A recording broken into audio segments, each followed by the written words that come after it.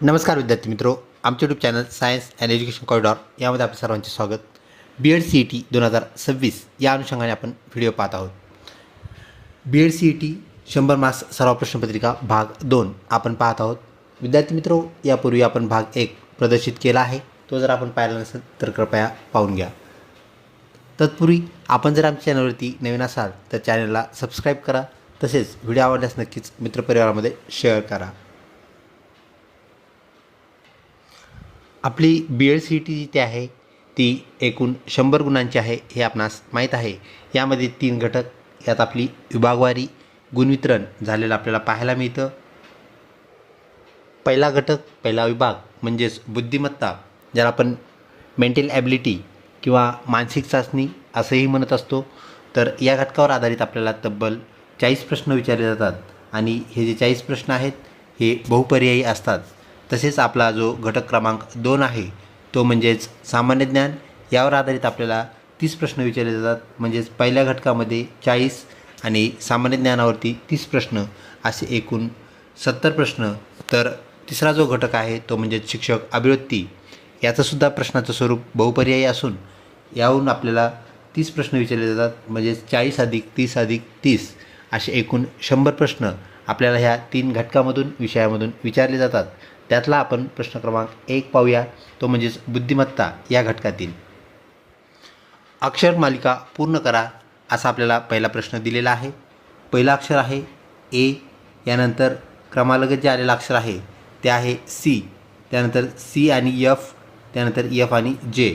तर आगामी येणारा जे अक्षर आहे, अल्फाबेट आहे, काय असेल असा हा प्रश्न विचारलेला आहे।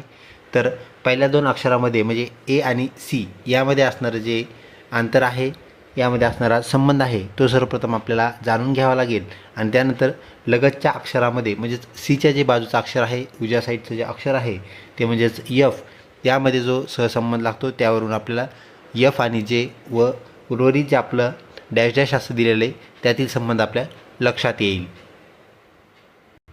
यासाठी आपल्याला BEd CETमध्ये वर्गामध्ये प्रवेश करताच म्हणजेच एक्झाम हॉलमध्ये गेल्या गेल्या आपल्याला 2 ब्लँक पेजेस दिले जातात। तर त्या पेजवरती आपण ABCD आखून ठेवायची आहे, जी की आपल्या अल्फाबेट्स म्हणजे ज्याला आपण अक्षरमालिका असं म्हणतो या सिरीजसाठी उपयुक्त ठरणार आहे। आपल्याला ए ते झेड अक्षरे अशी मांडवायची आहेत की त्याला आपल्याला नंबरिंग करायचे आहे। एला 1 क्रमांक द्यायचा आहे, तर झेडपर्यंत आपल्याला क्रमांक देत ते 26पर्यंत क्रमांक त्याला द्यायचे आहेत। तसेच अजून एक नंबरिंग आपल्याला करायची आहे, ती म्हणजेच एला 26 क्रमांक द्यायचा व नंतर झेड याला 1 क्रमांक आपोआप येईल। म्हणजे सुरुवात झेड करून करायची आहे। झेडच्या डोक्यावरती 1 लिहिणे, 2 3 असं लिहित आपण एपर्यंत पोहोचायचं आहे आणि 26 हा क्रमांक आपल्या एला आलेला आपल्याला पाहायला मिळेल। तर आता ए आणि सी आपल्याला पहिली जोडी दिलेली आहे, तर ए आणि सी या दरम्यान एक अक्षर आपल्याला लॅप झालेलं तिथं पाहायला मिळतं, ते म्हणजेच बी अक्षर। त्यानंतर आपल्याला दुसरी जी जोडी दिलेली आहे CF,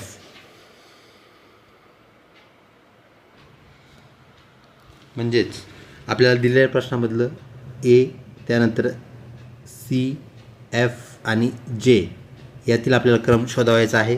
तर ए आणि सीमध्ये आपल्याला एक अक्षर इथं लॅप झालेलं पाहायला मिळतं, ते म्हणजेच बी अक्षर। त्यानंतर सी आणि एफ या दोघांमधला जो क्रम आपण इथं पाहता 2 अक्षर आपल्याला तिथे लॅप झालेले मिळतात। त्यानंतर एफ आणि जे या दरम्यान आपल्याला 3 अक्षरं लॅप झालेले पाहायला मिळतात।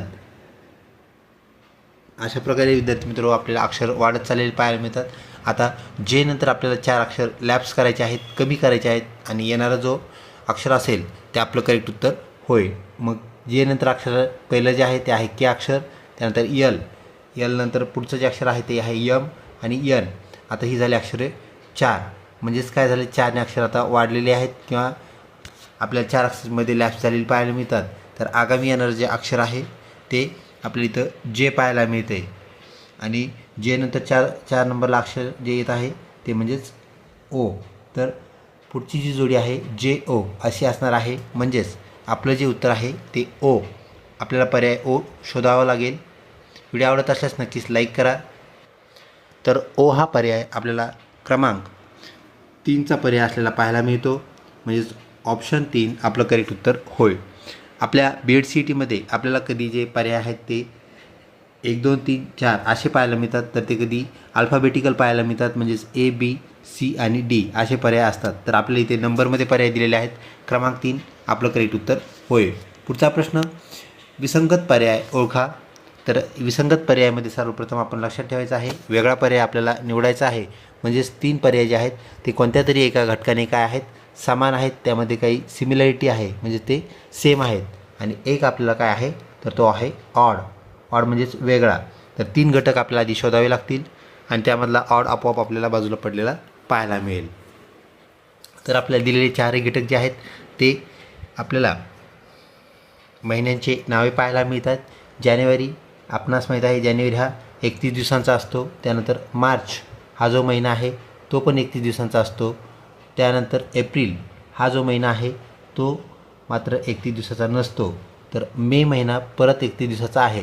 म्हणजेच जानेवारी, मार्च आणि मे हे 3 जे महिने आहेत ते आपल्याला 31 दिवसाचे पाहायला मिळतात. आणि एकच ऑप्शन इथं असलेला ऑप्शन 3 हा आपल्याला 31 दिवसांचा नाही असा असणारा ऑप्शन आहे. म्हणजेच आपला विसंगत घटक, विसंगत पर्याय होय. तर ऑप्शन 3 एप्रिल महिना किंवा एप्रिल हे आपलं करेक्ट उत्तर आहे. त्यानंतर पुढचा प्रश्न, एका सांकेतिक भाषेत PEN म्हणजेच पेन हा शब्द QFO असा लिहिला जातो, तर त्याच सांकेतिक भाषेत डॉग हा शब्द आपल्याला कसा लिहिता येईल असा विचारलेला प्रश्न. परत आपल्याला यासाठी लेटर सिरीजवर आधारित प्रश्न असल्यामुळे ABCDवरती आपल्याला जावं लागेल. पाहूया ABCD आपली काय सांगते. आपल्याला दिलेला पहिला जो शब्द आहे कोडवर्डमध्ये दिलेला शब्द तो म्हणजेच P, त्यानंतर E आणि N, तसेच त्याशी निगडीत असलेला शब्द म्हणजेच Q, F आणि O. तर अगोदर आपल्याला यातील सहसंबंध शोधावा लागेल आणि त्यानंतर जो पुढचा शब्द आपल्याला दिलेला आहे तो म्हणजे आहे DOG. तर हा कसा लिहिता येईल असा हा प्रश्न. तर PEN आपण पाहू शकतो इथे P जे आहे 10 नंबरचा अक्षर आपल्याला इथे त्याखाली असणारं म्हणजेच Pचा जो क्रमांक आहे 16 क्रमांक आपल्याला पाहायला मिळतो. त्यानंतर पुढचं जे अक्षर आहे ते म्हणजेच E जे की 5 क्रमांकाचा अक्षर आहे. त्यानंतर N जो आहे 14 नंबरला आपल्याला पाहायला मिळतो. म्हणजेच काय, तर PEN यासाठी काय घेतलेलं आहे तर Q, F आणि O. तर P नंतर असलेला अक्षर आपल्याला इथे Q पाहायला मिळतो, म्हणजे 17 नंबरचा अक्षर आहे. त्यानंतर F जे की आपल्या E अक्षराच्या पुढचं अक्षर होतं, म्हणजेच 6 नंबरचं आपल्याला F अक्षर पाहायला मिळतं. आणि त्यानंतर N ऐवजी आपल्याला त्याच्या पुढचंच असलेलं लगतचं अक्षर जे आहे 15 क्रमांकाचं ते म्हणजेच O पाहायला मिळतं आहे. म्हणजेच आपल्याला इथे फक्त एकच बाब केलेली आहे की काय केलेलं आहे, अक्षर 1ने प्लस केलेलं आहे. म्हणजे अक्षर 1ने प्लस केल्यानंतर आपल्याला QFO असा हा शब्द पेन लिहिलेला पाहायला मिळतो. तर डॉगलासुद्धा आपण सेम तशीच ट्रिक वापरूया. त्या डॉगला पण आपण 1ने प्लस करूया. आता D+1 म्हणजेच काय असणार आहे तर E आणि त्यानंतर O जे आहे डॉगमधलं, तर त्याच्यानंतर Eच्या नंतर असणार आहे P, म्हणजेच 1ने प्लस आपल्याला करायचं आहे. आणि त्यानंतर डॉगमध्ये शेवटचं जे अक्षर आहे ते आहे G. तर G नंतर आपल्याला माहीत आहे अक्षर असतं H. तर आपलं आता जे कॉम्बिनेशन तयार झालं आहे ते म्हणजेच EP आणि H. तर आपल्या ऑप्शन्समध्ये EPH कोणत्या क्रमांकाला आहे ते पाहूया, जे की आपलं करेक्ट उत्तर होय. तर आपण पाहू शकता ऑप्शन 1ला आपल्याला EPH हे 3 अक्षर असलेले पाहायला मिळतात.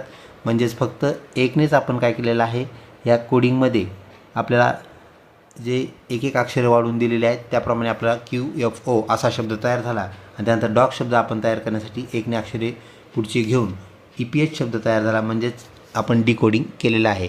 अशा प्रकारे आपल्या BEd CETमध्ये बुद्धिमत्ता, सामान्य ज्ञान व शिक्षक अभिवृत्ती या तिन्ही घटकातले जे प्रश्न आहेत ते सोप्या ते मध्यम स्वरूपाचे आलेले पाहायला मिळतात. बहुतांश विद्यार्थ्यांची विचारणा असते की प्रश्न जे आहेत इतके सोपे येतात का, तर नक्कीच सोपे येतात ही आपण लक्षात घ्या.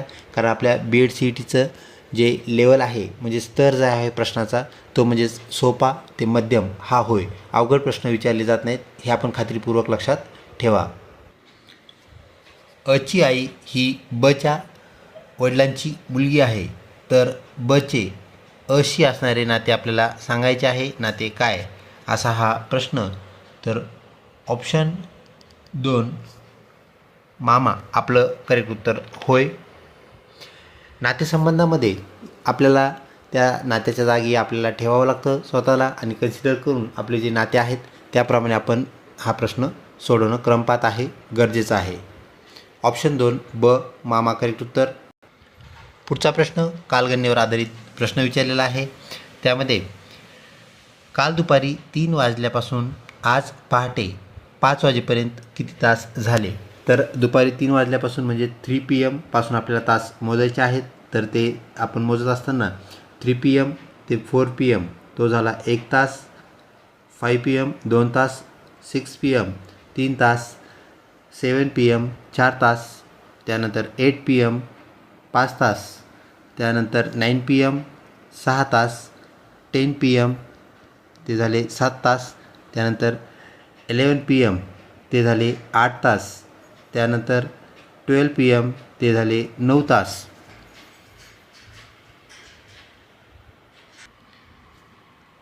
बारा PM म्हणजेच जे आता AM होतील तर 12 AM जे आहेत ते म्हणजेच 9 तास, त्यानंतर वाजेल सकाळचा 1 म्हणजेच 1 ते झाले 10 तास, त्यानंतर 2 11 तास, 3 12 तास, 4 13 तास आणि आता वाजतील आपल्या शेवटला 5 ते म्हणजेच 14 तास आपल्याला पूर्ण झालेले पाहायला मिळतील. तर ऑप्शन जो आहे आपला ऑप्शन 3 14 तास आपलं करेक्ट उत्तर होय.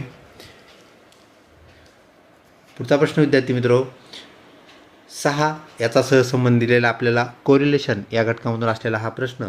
तर 6चा सहसंबंध आहे 125 याशी. तर 7चा संबंध कोणत्या दिलेल्या पर्यायाशी निगडीत आहे ते आपल्याला सांगायचं आहे. तर आपल्याला यामध्ये सहसंबंधामध्ये पाहता क्षणी लक्षात येतं की हा 6 जो आहे प्रश्नामध्ये आपल्याला हे 6 ऐवजी इथे 5 असलेलं पाहायला मिळतं. तर त्याला आपण थोडं दुरुस्त करूया. विद्यार्थी मित्रो, त्याला 6 ऐवजी 5 आपण कन्सिडर करा. तर 5 आणि 125 या दोघांमधला जो संबंध आहे तर तो आपल्याला माहीत आहे, तो आहे 5चा घन. तर त्यानंतर 7 जो आहे दुसरी दिलेली संख्या म्हणजे कोरिलेशनची दुसरी संख्या जी आहे ती 7 आहे. तर 7चा जो घन आहे तो आपल्याला यातून पर्यायामधून निवडायचा आहे, जो की आपल्याला ऑप्शन 3ला असलेला पाहायला मिळतो आणि तो म्हणजेच 343. तर आपलं जे उत्तर आहे ऑप्शन 3 343 करेक्ट उत्तर होय. अजून एक बाब आपण लक्षात ठेवणं गरजेचं आहे. तर आपल्याला 1 ते 30पर्यंत वर्गसंख्या ज्या आहेत त्या आपल्याला पाठ असणं गरजेचं आहे आणि 1 ते 20पर्यंत आपल्याला घनसंख्या ज्या आहेत म्हणजेच नंबर ऑफ क्यूब्स जे आहेत ते पाठ असणं गरजेचं आहे. तर ह्या बाबी आपण लक्षात ठेवा. जरी आपल्याला ते पाठ नसतील तर दुसऱ्या पद्धतीने आपल्याला ते करता येतं. म्हणजे जसं की 5चा जो घन आहे तो आपल्याला माहिती आहे 5चा वर्ग जो आहे तो काय असणार आहे तर तो आहे 25 आणि 25ला परत आपल्याला काय करावं लागेल, परत एकदा 5ने गुणल्यास त्याचा घन तयार होईल म्हणजे तो 125 असणार आहे. सेम आपल्याला 7चं पण पाहायला भेटतं. 7चा जो वर्ग आहे तो आहे 49, परत आपल्याला त्याला 7ने काय करावं लागेल गुणावं लागेल आणि त्याप्रमाणे आपल्याला 343 आलेलं पाहायला मिळेल. म्हणजेच काय तर आपण वर्ग आणि घन जे आहेत त्या अनुषंगाने पाठ करून ठेवावेत. वर्ग जे आहेत ते आपल्याला 30पर्यंत लक्षात असणं गरजेचं आहे आणि घन जे आहेत तर ते 20पर्यंत असणं गरजेचं आहे. पाताक्षणी आपल्या लक्षात आलं पाहिजे दिलेल्या क्रमशील ज्या संख्या आहेत त्या वर्ग संख्या आहेत किंवा घनसंख्या आहेत. तसेच त्या वर्गमूळ आणि घनमूळ असंही आपल्याला असलेलं पाहायला मिळतं. तर चला पाहूया आपला पुढचा प्रश्न क्रमांक 7. एका रांगेत अजयचा क्रमांक दोन्ही बाजूकडून 15वा आहे, तर रांगेत एकूण किती मुले आहेत. हा जो प्रश्न आहे विद्यार्थी मित्रो, तर यामध्ये दोन्हीकडून त्याचा जो नंबर आहे क्रमांक जो आहे तो 15वा आहे. तर त्या रांगेमध्ये एकूण किती मुले आहेत हे काढण्यासाठी आपल्याला जी एक ट्रिक आपण नेहमी लहानपणी वापरत असतो ती म्हणजेच ज्या संख्या आहेत आणि ती ट्रिक म्हणजे आपल्या बोटांच्या संख्यासंदर्भात आपल्याला पाहायला मिळते. म्हणजे आपल्या जी हाताची बोटे असतात एकूण 10 असणारे जे बोटे आहेत तर आपण 1 2 3 4 आणि 5 त्यानंतर 6 7 8 9 आणि 10 दोन्ही हाताची जी बोटे असतो आपण म्हणतो 10चे बोट 11 कसे करायचे. तर आपण बोट 1 ते 5 मोजतो आणि त्याला उलटे मोजायला लावतो दुसऱ्या हाताची बोटं. ते म्हणजे 10 9 8 7 आणि 6. तर हे 6 आणि हे 5 आपण त्याला म्हणतो किती झाले, तर ते होतात 11. परंतु लक्षात घ्या सेम इथं आपल्याला तीच बाब पाहायला मिळते. तर दोन्हीकडून आजेचा जो क्रमांक आहे तो किती आहे, 15वा आहे. जरी क्रमांक 15वा दोन्हीकडून असला तर ह्याची जी ट्रिक आहे काढण्याची, उत्तर काढण्याची, कोणत्याही जे एकूण मुलांची संख्या आहे तर त्यामध्ये आपल्याला काय करावं लागेल, n + n - 1. म्हणजे त्यांनी सांगितले सुरुवातीकडून, तर आपण समोरून म्हणूया. समोरून आपण जर पाहिलं आजेचा क्रमांक किती आहे, 15. त्यानंतर पुढे जो आहे तो राजाचा दुसऱ्या जे 15च्या नंतरचा जो नंबर आहे शेवटचा मुलगाचा नंबर तो पण 15 आहे असं इथं सांगितलेलं आहे. म्हणजे 15 + 15 30 आणि वजा 1 आपल्याला करावं लागेल. म्हणजे त्याचा क्रमांक जो आहे तो आहे, त्यामध्ये मुले जे आहेत एकूण मुलांची संख्या ती आहे 29. म्हणजे 29 मुले असलेले आपल्याला पाहायला मिळतात. सेम आपलं 6 + 5ची ही ट्रिक आहे, त्यावरून आपण लक्षात ठेवा. असे मुलांचे जे क्रमांक आपल्याला दिलेले आहेत किंवा रांग दिलेली असते, रांगेमधल्या एकूण मुलांची संख्या काढण्याची जी ट्रिक किंवा सूत्र म्हणूया आपण त्याला, n + n आणि शेवटला -1. त्यानंतर आपलं उत्तर आलेलं पाहायला मिळेल. तर यानुसार आपलं उत्तर जे आहे ते आहे क्रमांक 3. ते म्हणजेच 29 एकूण मूल्य त्या रांगेमध्ये अजयचे आपल्याला पाहायला मिळतील, ज्यामध्ये अजय समोरून 15वा आहे आणि पाठीमागून रांग पाहिल्यानंतर तो पण 15 येईल. दिलेल्या संख्यामालेत विसंगत असणारी संख्या आपल्याला ओळखायची आहे. तर सुरुवातीची संख्या आहे 8, त्यानंतर 27, त्यानंतर 64. प्रथमदर्शनी पाहता ह्या संख्या ज्या आहेत आपल्याला घनसंख्या असलेल्या पाहायला मिळतात. तर 8 हा कोणाचा घन आहे, तो आहे 2चा. त्यानंतर 27 हा 3चा घन आहे. 64 हा 4चा घन आहे. त्यानंतर 125 तो आहे 5चा घन. परंतु हा जो 100ची संख्या आपल्याला दिलेली आहे 4 नंबरची, 4 क्रमांकाची, तर ही कुठल्याही संख्येचा घन नाही आहे, ती आहे वर्गसंख्या आणि ती आहे 10चा वर्ग. 10चा वर्ग आपल्याला 100 असलेली पाहायला मिळते. तर ही विसंगत संख्या आपल्याला पाहायला मिळते. म्हणजेच आपल्याला दिलेल्या ज्या सारख्या संख्या आहेत, समानता असलेल्या संख्या ज्या आहेत तर त्या आपल्याला काय पाहायला मिळतात, n³. परंतु आपली जी डिफरंट संख्या आहे, वेगळी संख्या जी आहे ती आपल्याला n² पाहायला मिळते. म्हणजेच ऑप्शन जो आहे 100 आपल्याला शोधावं लागेल उत्तरामध्ये. तर ऑप्शन क्रमांक 3ला आपल्याला 100 ही संख्या पाहायला मिळते, जी की काय आहे, एक वर्गसंख्या आहे. तो आहे वर्ग 10चा. म्हणजेच ऑप्शन 3 100 करेक्ट उत्तर होय. पुढचा प्रश्न विद्यार्थी मित्रो, सुमित उत्तरेकडे 5 किलोमीटर चालला, नंतर उजवीकडे वळून तो 5 किलोमीटर चालला, तर तो सुरुवातीच्या ठिकाणापासून कोणत्या दिशेला आहे, म्हणजे त्याचा चेहरा कोणत्या दिशेकडे आहे असा हा प्रश्न. तर सुमित सर्वप्रथम काय केलं आहे, उत्तरेकडे चालला. तर आपल्या मोबाईलची जी दिशा आहे, वरची दिशा नॉर्थ असते. आपल्या मोबाईलच्या राईट हँड साईड जी आहे आपली ती असते ईस्ट, तर आपण पूर्व म्हणतो. त्यानंतर वेस्ट आपल्या डावी साईड आणि आपल्या मोबाईलच्या खालची साईडची जी आहे ती तर साऊथ असते. ही गोष्ट आपण लक्षात ठेवा. तर सुरुवातीला जो आपला सुमित निघालेला आहे तर त्याचा चेहरा जो आहे तो पुढच्या साईडला आहे. म्हणजेच आपण नॉर्थला तो गृहीत धरूया. तर नॉर्थकडे त्याचा चेहरा आहे. नॉर्थकडे तो 5 किलोमीटर चालला, नंतर तो उजवीकडे वळाला. त्याचा जो उजवा हात आहे तर तो आपल्याला पूर्वेकडचा उजवा हात पाहायला मिळेल आणि डावा हात जो आहे तो पश्चिमेकडचा, म्हणजेच ईस्ट साईड जी आहे तर ती आहे राईट हँड साईड. तर तो राईट हँड साईडला वळाला, म्हणजेच तो आता राईट हँड साईडला वळल्यानंतर त्याचा चेहरा जो आहे तो ईस्टकडे झालेला आहे. तर सुरुवातीच्या ठिकाणापासून त्याचा चेहरा कोणत्या दिशेला आहे, तर तो आता वळालेला जो राईट साईड आहे, राईट साईड घेतल्यानंतर तो काय असेल, तर ईस्टकडे त्याचा चेहरा असेल. म्हणजेच पूर्व दिशेला त्याचा चेहरा आहे. ऑप्शन 1 पूर्व दिशा करेक्ट उत्तर होय. तर लक्षात घ्या, मोबाईलची आपली वरची साईड ती असते नॉर्थ, त्यानंतर आपली राईट साईड जी आहे ती असते नेहमी ईस्ट, त्यानंतर जी लेफ्ट साईड आहे मोबाईलची ती आहे वेस्ट आणि सगळ्यात खालची जी साईड आहे ती म्हणजे साऊथ. ह्या बाबी आपण लक्षात ठेवा. त्यानुसार आपल्याला हे प्रश्न सोडवता येतील, ज्याला आपण दिशाभान किंवा नेव्हिगेशन असं म्हणत असतो. Navigation based questions. संख्यामालेवर आधारित पुन्हा एक प्रश्न आपल्याला इथे दिसतोय. प्रश्नचिन्हाच्या जागी योग्य ती संख्या आपल्याला काय करायची आहे, निवडायची आहे. म्हणजेच काही संख्या आपल्याला दिल्यात त्याचे क्रमशील आपण पाहिल्यानंतर आपल्याला जे लक्षात येते ते पाहूया. 2 आणि 6, त्यानंतर 6 व 12, त्यानंतर 12 व 20 यामध्ये आपल्याला काय क्रम लक्षात यायला आहे, तर 2 आणि 6 यातलं जे अंतर आहे म्हणजेच काय त्यातला फरक म्हणून आपण तो आहे 4. म्हणजेच 2मध्ये आपण 4 जर ॲड केले, मिसळले तर ते झाले 6 त्यानंतर 6मध्ये जर आपण परत काय केले 6 मिक्स केले म्हणजेच 6 + 6 असंच झाल्यानंतर आपल्याला 12 झालेलं पाहायला मिळतं. त्यानंतर 12मध्ये परत काय झालेलं आहे संख्येमध्ये वाढ होताना आपल्याला क्रमशील वाढ होताना दिसते. त्यामध्ये 12मध्ये जर परत आपण 8 मिक्स केले तर ते होतील 20 आणि आता संख्या परत 2ने वाढेल म्हणजेच आपल्याला पुढच्या संख्येमध्ये 20मध्ये आपल्याला 10 काय करावे लागतील ॲड करावे लागतील. तर लक्षात घ्या क्रमशील यामध्ये जो बदल होत गेला आहे तो म्हणजे संख्या काय व्हायला लागली आहे तर ती आपल्याला 2ने वाढायला पाहायला मिळते. म्हणजेच काय तर ह्या पहिल्या 2 व 6 यामध्ये बदल जो आहे किंवा अधिक झालेलं जे आहे ते 4 आहे. 4मध्ये परत 2 झालं म्हणजे आपल्याला प्रत्येक वेळेस 2ने वाढ झालेली पाहायला मिळते आणि त्याप्रमाणे आपला जो शेवटचा क्रमशील घटक आहे तो म्हणजे आहे 20 आणि 20मध्ये आपण 8मध्ये 2 मिक्स केल्यानंतर आपल्याला 10 मिक्स केलेले पाहायला मिळतात आणि 10 मिक्स केल्यानंतर आगामी येणारी संख्या जी आहे ती आपल्याला 30 आलेली पाहायला मिळते जी की ऑप्शन 3ला आहे. म्हणजेच ऑप्शन 3 30 हे आपलं करेक्ट उत्तर होय. शिक्षक शाळा असा आपल्याला क्रमशील एक घटक इथं दिलेला पाहायला मिळतो. तर वकील आपल्याला क्वेश्चन मार्क पाहायला मिळतो पुढे म्हणजे सहसंबंध या घटकातून हा प्रश्न. तर शिक्षक जर शाळेत काम करत असतील त्यांचं कामाचं ठिकाण जर शाळा असेल तर वकील यांच्या कामाचं ठिकाण कोणतं असेल असा हा प्रश्न. तर आपल्याला माहीत आहे वकील बंधू भगिनी जे असतात त्यांचं कार्यालय त्यांचं कामकाजाचं ठिकाण म्हणजेच न्यायालय ज्याला आपण कोर्ट असं म्हणत असतो. तर ऑप्शन 2 कोर्ट हे आपलं करेक्ट उत्तर होय.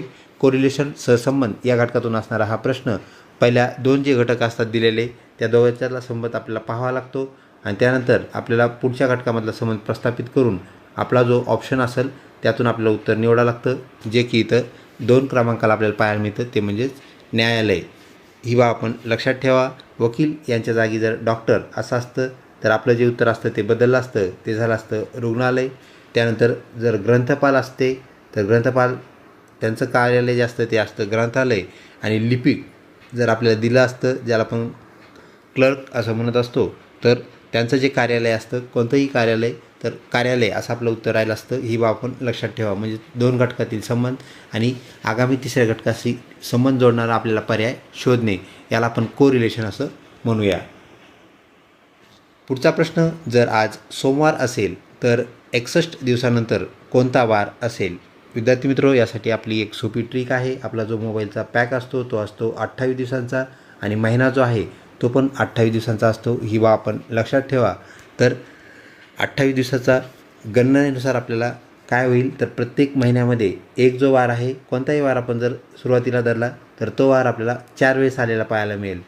म्हणजेच सप्ताह ज्याला आपण म्हणत असतो आठवडा 7 दिवसांचा आठवडा तर ते वार 4 वेळेस आपल्याला आलेले पाहायला मिळतील.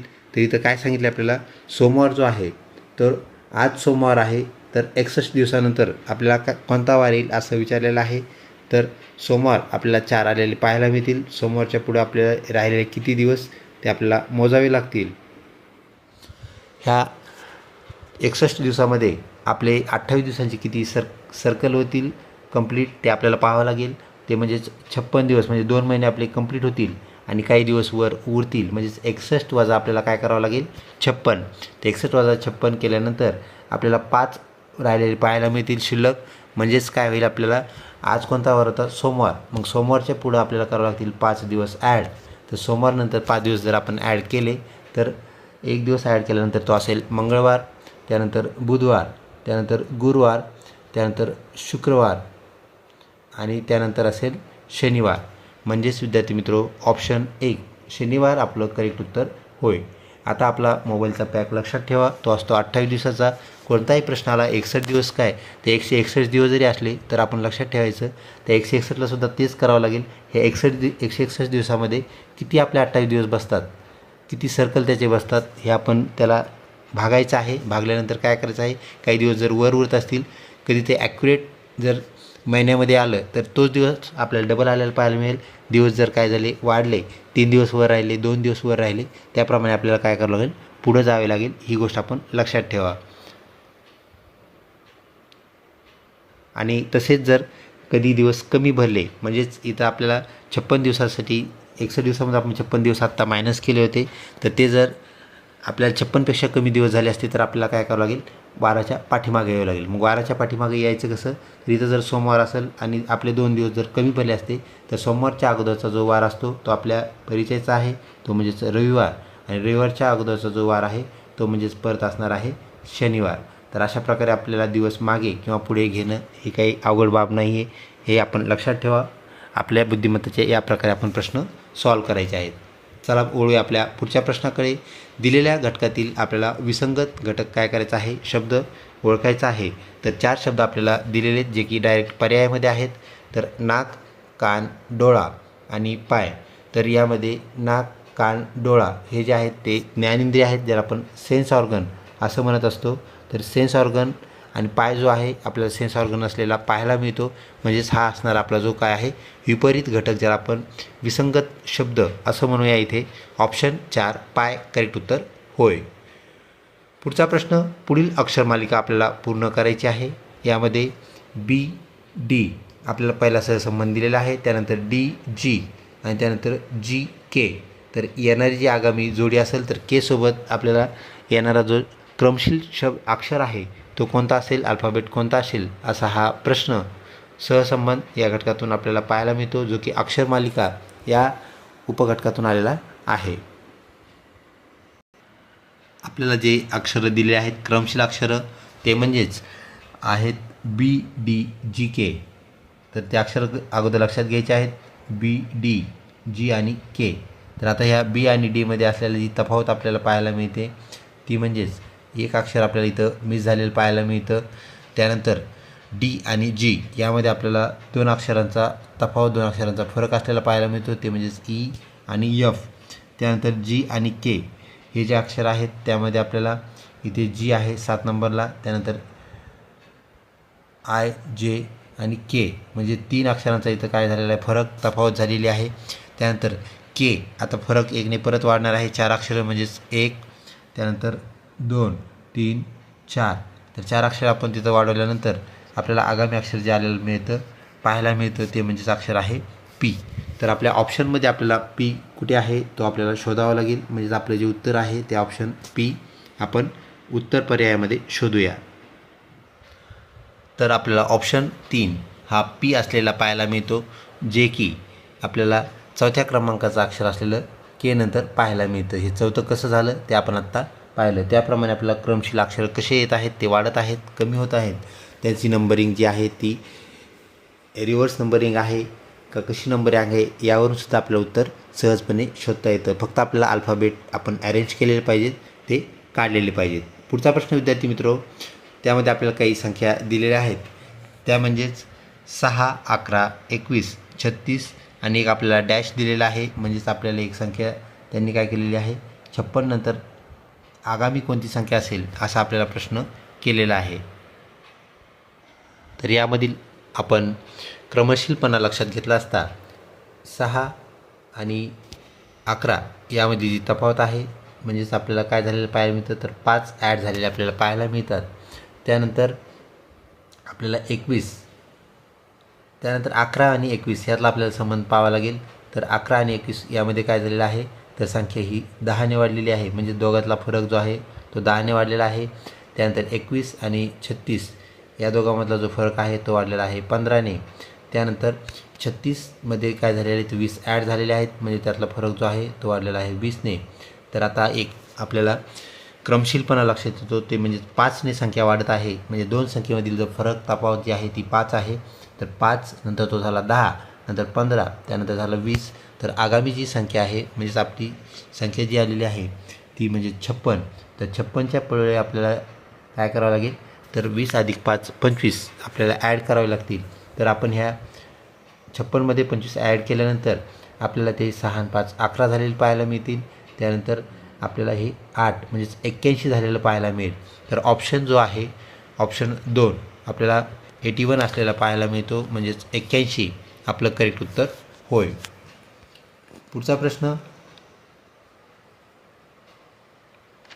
एका सांकेतिक भाषेत WATER ज्याला आपण वॉटर या नावाने परिचित आहात. तर वॉटर शब्द त्यांनी कसा लिहिला आहे, तर तो लिहिला आहे XBUFS तर आपल्याला फायर हा शब्द कसा लिहिता येईल, तर आपल्याला माहीत आहे डब्ल्यू नंतर आगामी येणारं जे अक्षर आहे ते असतं एक्स, त्यानंतर ए नंतर आगामी अक्षर आहे बी, त्यानंतर टी नंतर आगामी आहे टी नंतर यू, त्यानंतर ई नंतर असणारं आपल्याला एफ पाहायला मिळतं आणि आर नंतर आहे यस. तर एकनी अक्षर काय झालेत, ॲड झालेले आहेत. आपण आत्तापर्यंत जे अल्फाबेट बेस क्वेश्चन्स पाहिलेत त्याप्रमाणेच हा प्रश्न आहे. तर आपल्याला सहजपणे फायरला काय करता येईल, एफच्या पुढचं असणारं जे अक्षर आहे ते म्हणजेच आपलं जी, आय नंतर असणारं जे अक्षर आहे ते म्हणजेच जे, त्यानंतर आर नंतर यस आणि ई नंतर येणारं जे अक्षर आहे ते म्हणजेच यफ.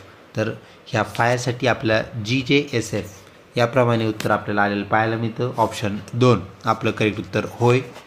पुढचा प्रश्न, गटात न बसणारी संख्या आपल्याला ओळखायची आहे.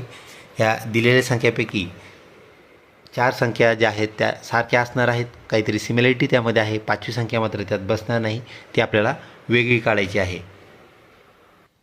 या सर्व संख्या आपण पाहिल्या असता आपल्या लक्षात येतं की 13, 17, त्यानंतर 23 आणि 31 यामध्ये एक समानता आपल्याला संख्यामध्ये पाहायला मिळते.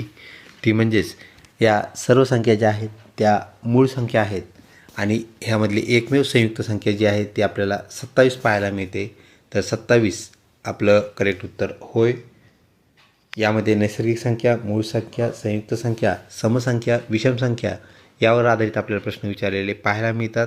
तर ह्या बाकीच्या ज्या संख्या आहेत तर त्यांना त्याच संख्येने फक्त भाग जातो आणि 1ने भाग जातो. त्यामुळे त्या मूळ संख्या आहेत आणि 27 एकमेव अशी आहे ज्याला इतर संख्येने सुद्धा भाग गेलेला आपल्याला पाहायला मिळतो, त्या म्हणजेच 3 आणि 9. तर ऑप्शन 2 27 आपलं करेक्ट उत्तर होय. पुढचा प्रश्न, एका रांगेत मधल्या मुलाचा क्रमांक 11 आहे, तर रांगेत एकूण किती मुले आहेत, तर मधल्या मुलाचा म्हणजे मध्यभागी असणाऱ्या मुलाचा क्रमांक त्यांनी 11 सांगितलेला आहे. एकूण मुलांची संख्या आपल्याला सांगायची आहे. विद्यार्थी मित्रो, फॉर्म्युला मगाशीच आपला आहे तो म्हणजेच n+n - 1 म्हणजे मध्यभागी तर 11 आपल्याला संख्या पाहायला मिळते, 11 क्रमांक पाहायला मिळतो. म्हणजेच 11 + 11 ते झालं 22 आणि त्या 22मधून आपल्याला 1 मायनस करावं लागेल, तर म्हणजे 21. तर ऑप्शन आपला जो आहे तो ऑप्शन 3 21 करेक्ट उत्तर होय. पुढचा प्रश्न, ए हा बीचा भाऊ आहे, म्हणजेच ए आणि बी हे दोघं भाऊ आहेत. तर ए आणि बी भाऊ आहेत. सी हा एची आई आहे, तर सी जो आहे तो एची काय आहे, आई आहे. तर सीचे बीशी नाते काय, तर हे ए बी कोण होते, तर भाऊ होते. तर हे जे आहे सी, एची जर आई सी असेल तर मग बीची आई सी असायला काहीच हरकत नाही, कारण ते दोघं ए आणि बी हे दोघे कोण आहेत, भाऊ आहेत. म्हणजे भाऊ या दोघांची आई नक्कीच एकच आहे आणि ती कोण आहे, सी. तर ऑप्शन 2 जो आहे आई आपलं करेक्ट उत्तर होय. याप्रमाणे संबंध जे आहेत ते आपल्याला प्रश्न सॉल्व करायचे आहेत. पुढचा प्रश्न, सकाळच्या वेळी सूर्योदय झाल्यावर रमेश सावलीच्या विरुद्ध दिशेला तोंड करून उभा आहे, तर त्याचे तोंड कोणत्या दिशेला आहे. तर सर्वप्रथम सकाळच्या सूर्योदयाच्या वेळी, सूर्योदय झाल्यानंतर रमेश सावलीच्या विरुद्ध दिशेला, तर सावली जी आहे आपल्याला माहिती आहे सूर्योदय होईल तो कोणत्या दिशेला, तो होईल पूर्व दिशेला, म्हणजेच ईस्टला सूर्योदय होईल. आणि त्यानंतर त्याची जी सावली आहे ती कोणत्या दिशेला पडेल, तर ती वेस्टला पडेल, कारण तो सकाळी उभा राहिलेला आहे आणि तो उभा राहिलेला आहे सूर्योदयाच्या वेळी उभा राहिलेला आहे. तर त्याची सावली कोणाकडे पडेल, कोणत्या दिशेला पडेल, वेस्ट दिशेला पडेल. तर पहा प्रश्न काय सांगतोय, सकाळच्या वेळी सूर्योदय झाल्यावर रमेश सावलीच्या विरुद्ध दिशेला तोंड करून उभा आहे, तर सावली पडणार आहे वेस्टला. मग त्याचं तोंड आपोआप कुणीकडे असेल, तर ते असणार आहे ईस्टला, म्हणजेच पूर्व दिशेला. तर त्याचे तोंड कोणत्या दिशेला आहे, कुठल्याही प्रकारचे आपल्याला आडेविडे आपल्याला इथे पाहायला मिळत नाही. तर सरळ ह्याचं उत्तर आहे सूर्याकडे तोंड त्याचं आहे, म्हणजेच काय, तर ती दिशा असणार आहे पूर्व आणि सावली त्याची जी पडलेली आहे विरुद्ध दिशेला ती म्हणजेच पश्चिमेला. तर ऑप्शन 1 पूर्व आपलं करेक्ट उत्तर होय. पुढचा प्रश्न, 2चा संबंध जर 8शी असेल तर 4चा संबंध कोणाशी असेल, तर आपल्याला माहीत आहे 2चा जो घन आहे क्यूब आहे तो आहे 8. तर आता इथं आपल्याला 4चा क्यूब दिसतोय का, तो आपल्याला शोधावा लागेल. ही एक आपल्याला क्रमशीलतेबाबतची बाब पाहायला मिळेल. तर पाहूया 4चा जो घन आहे तो आपल्याला 64 असलेला पाहायला मिळतो. म्हणजेच 4चा वर्ग तो आहे 16 आणि 16ला परत आपल्याला 4ने गुणल्यानंतर 64 आलेलं पाहायला मिळेल. तर ऑप्शन 2मध्ये ती संख्या आपल्याला पाहायला मिळते, ती म्हणजेच 64. ऑप्शन 2 आपलं करेक्ट उत्तर होय. पुढचा प्रश्न, कॅलेंडर याचा संबंध तारखेशी आहे, तर शब्दकोश याचा संबंध कशाशी असेल, तर 100% तो असणार आहे शब्दाशी. म्हणजे कॅलेंडर आपल्याला तारीख सांगतं, तर शब्दकोश आपल्याला काय देईल किंवा काय सांगेल, तर ते आपल्याला सांगेल शब्द. म्हणजेच ऑप्शन 2 शब्द आपलं करेक्ट उत्तर होय. पुढचा प्रश्न, एक मालिका दिलेली आहे, ती आपल्याला पूर्ण करायची आहे. त्यामध्ये आपल्याला क्रमशीलता जी दिलेली आहे तर 10, 20 म्हणजे इथं संख्यामध्ये आपल्याला जो बदल झालेला पाहायला मिळतो आहे किंवा संख्यामध्ये जो क्रमशीलपणा पाहायला मिळतो, त्यामध्ये अधिक 10 झालं आहे पहिल्या 2 संख्येमध्ये. त्यानंतर दुसरी संख्या जी आहे ती आहे 10, 10 नंतरची 20 आणि 31 म्हणजे दुसरी आपण जोडी म्हणूया त्याला. 20, 31 अशी आपल्याला दुसरी जोडी बनलेली पाहायला मिळते संख्येची. लगतच्या संख्या पाहायला मिळतात. तर यामध्ये जो आपल्याला फरक पाहायला मिळतो 20 आणि 31मध्ये तो आहे 11. त्यानंतर पुढचा जो आहे 31 अधिक 43 यामध्ये जो फरक पाहायला मिळतो तो फरक आहे आपल्याला +12. म्हणजेच काय झाले, सुरुवातीला होते 10, त्यानंतर झाले ते 11, नंतर 12. म्हणजेच संख्या काय व्हायला आहेत, तर आपल्याला 1ने वाढत चाललेल्या पाहायला मिळत आहेत. म्हणजेच आता पुढच्या संख्येमध्ये म्हणजेच आपल्याला 43मध्ये काय करावं लागेल, पुढची संख्या म्हणजेच काय करावं लागेल, तर 13 आपल्याला ॲड करावं लागेल. पुढच्या संख्येमध्ये म्हणजे 43मध्ये जर आपण ॲड करून 13 ॲड करून येणारी जी संख्या आहे ती मग संख्या काय बनेल आपली, तर ती संख्या बनेल 56 म्हणजे 56. तर उत्तरामध्ये आपल्याला 2 नंबरला 56 असलेलं पाहायला मिळतं. अशाप्रमाणे आपल्याला क्रमशील संख्यातला त्याचं काय करायचं आहे, तर त्यातला धागा शोधायचा आहे, ज्याला आपण सहसंबंध असं म्हणतो. पुढचा प्रश्न, घड्याळीत 3:30 झालेले आहेत. म्हणजेच 3:30 वाजले असता तास काटा आणि मिनिट काटा यात किती अंशाचा कोन असेल, तर 3:30 आपल्या परिचयाची आहे घड्याळ. त्यामध्ये मध्यभागी उजव्या साईडला आपल्याला 3 हा अंक पाहायला मिळत असतो आणि 30 म्हणजे जो 6 अंक असतो त्याला आपण 30 मिनिटे गृहीत धरतो. तर ह्या दोघांमधला कोन किती असेल, तर हा कोन आपल्या परिचयाचा आहे आणि तो कोन म्हणजेच आहे 90 अंशाचा. म्हणजेच आपल्याला तो 90 अंशाचा कोन पाहायला मिळेल. ऑप्शन 1 आपलं करेक्ट उत्तर होय. तसेच आपल्याला 3 वाजल्यानंतर जे पाहायला मिळतं घड्याळीमध्ये, तर सेम आपण आता घड्याळ थोडी बदलूया, ती घेऊया चौकोनी. इथं मध्यभागी आपल्याला वरती 12 असलेले पाहायला मिळतील, त्यानंतर इथं 3 पाहायला मिळतील, खाली 6, त्यानंतर इकडे 9. तर जेव्हा 3 वाजलेले असतील तेव्हासुद्धा सेम हाच कोन आपल्याला झालेला पाहायला मिळेल. म्हणजेच काय, तर तास काटा जो आहे तो 3वर असणार आहे आणि मिनिट काटा जो आहे तो 12वर असणार आहे. त्यामध्ये जो बनणारा कोन आहे तो पण तोच असेल, म्हणजेच 90 अंशाचा कोन आपल्याला पाहायला मिळेल. तसेच 12:30 झाल्यानंतर असा जर आपल्याला प्रश्न आला तर लक्षात घ्या, 12:30ला परत आपण एक घड्याळ घेऊया जी की चौकोनी आहे. त्यामध्ये वरती 12 आहेत आणि खाली 6 म्हणजेच काय आहेत, तर ते 30 मिनिटे आहेत. असं जर झालं तर तो कोन आपल्याला सरळ पाहायला मिळतो, तो म्हणजेच काय असणार आहे 180. हे सुद्धा आपण या अनुषंगाने लक्षात ठेवा. व्हिडिओ आवडत असल्यास नक्कीच लाईक करा. पुढचा प्रश्न, बर्फ याचा संबंध थंडीशी आहे, तर पृथ्वी याचा संबंध कशाची आहे, तर बर्फाचं काम किंवा बर्फाचं जे तत्त्व आहे, प्रिन्सिपल जे आहे ते थंडपणा आहे. तर पृथ्वीचं तत्त्व काय आहे, तर ते आहे तिचं गुरुत्वाकर्षण, ज्याला आपण काय म्हणत असतो, इंग्रजीमध्ये आपण त्याला ग्रॅव्हिटेशन असं म्हणत असतो. हे जे ग्रॅव्हिटेशन आहे ते आपण इंग्रजीतील स्मॉल g या अक्षराने आपण त्याला दाखवत असतो. तर ऑप्शन 3 गुरुत्वाकर्षण आपलं करेक्ट उत्तर होय.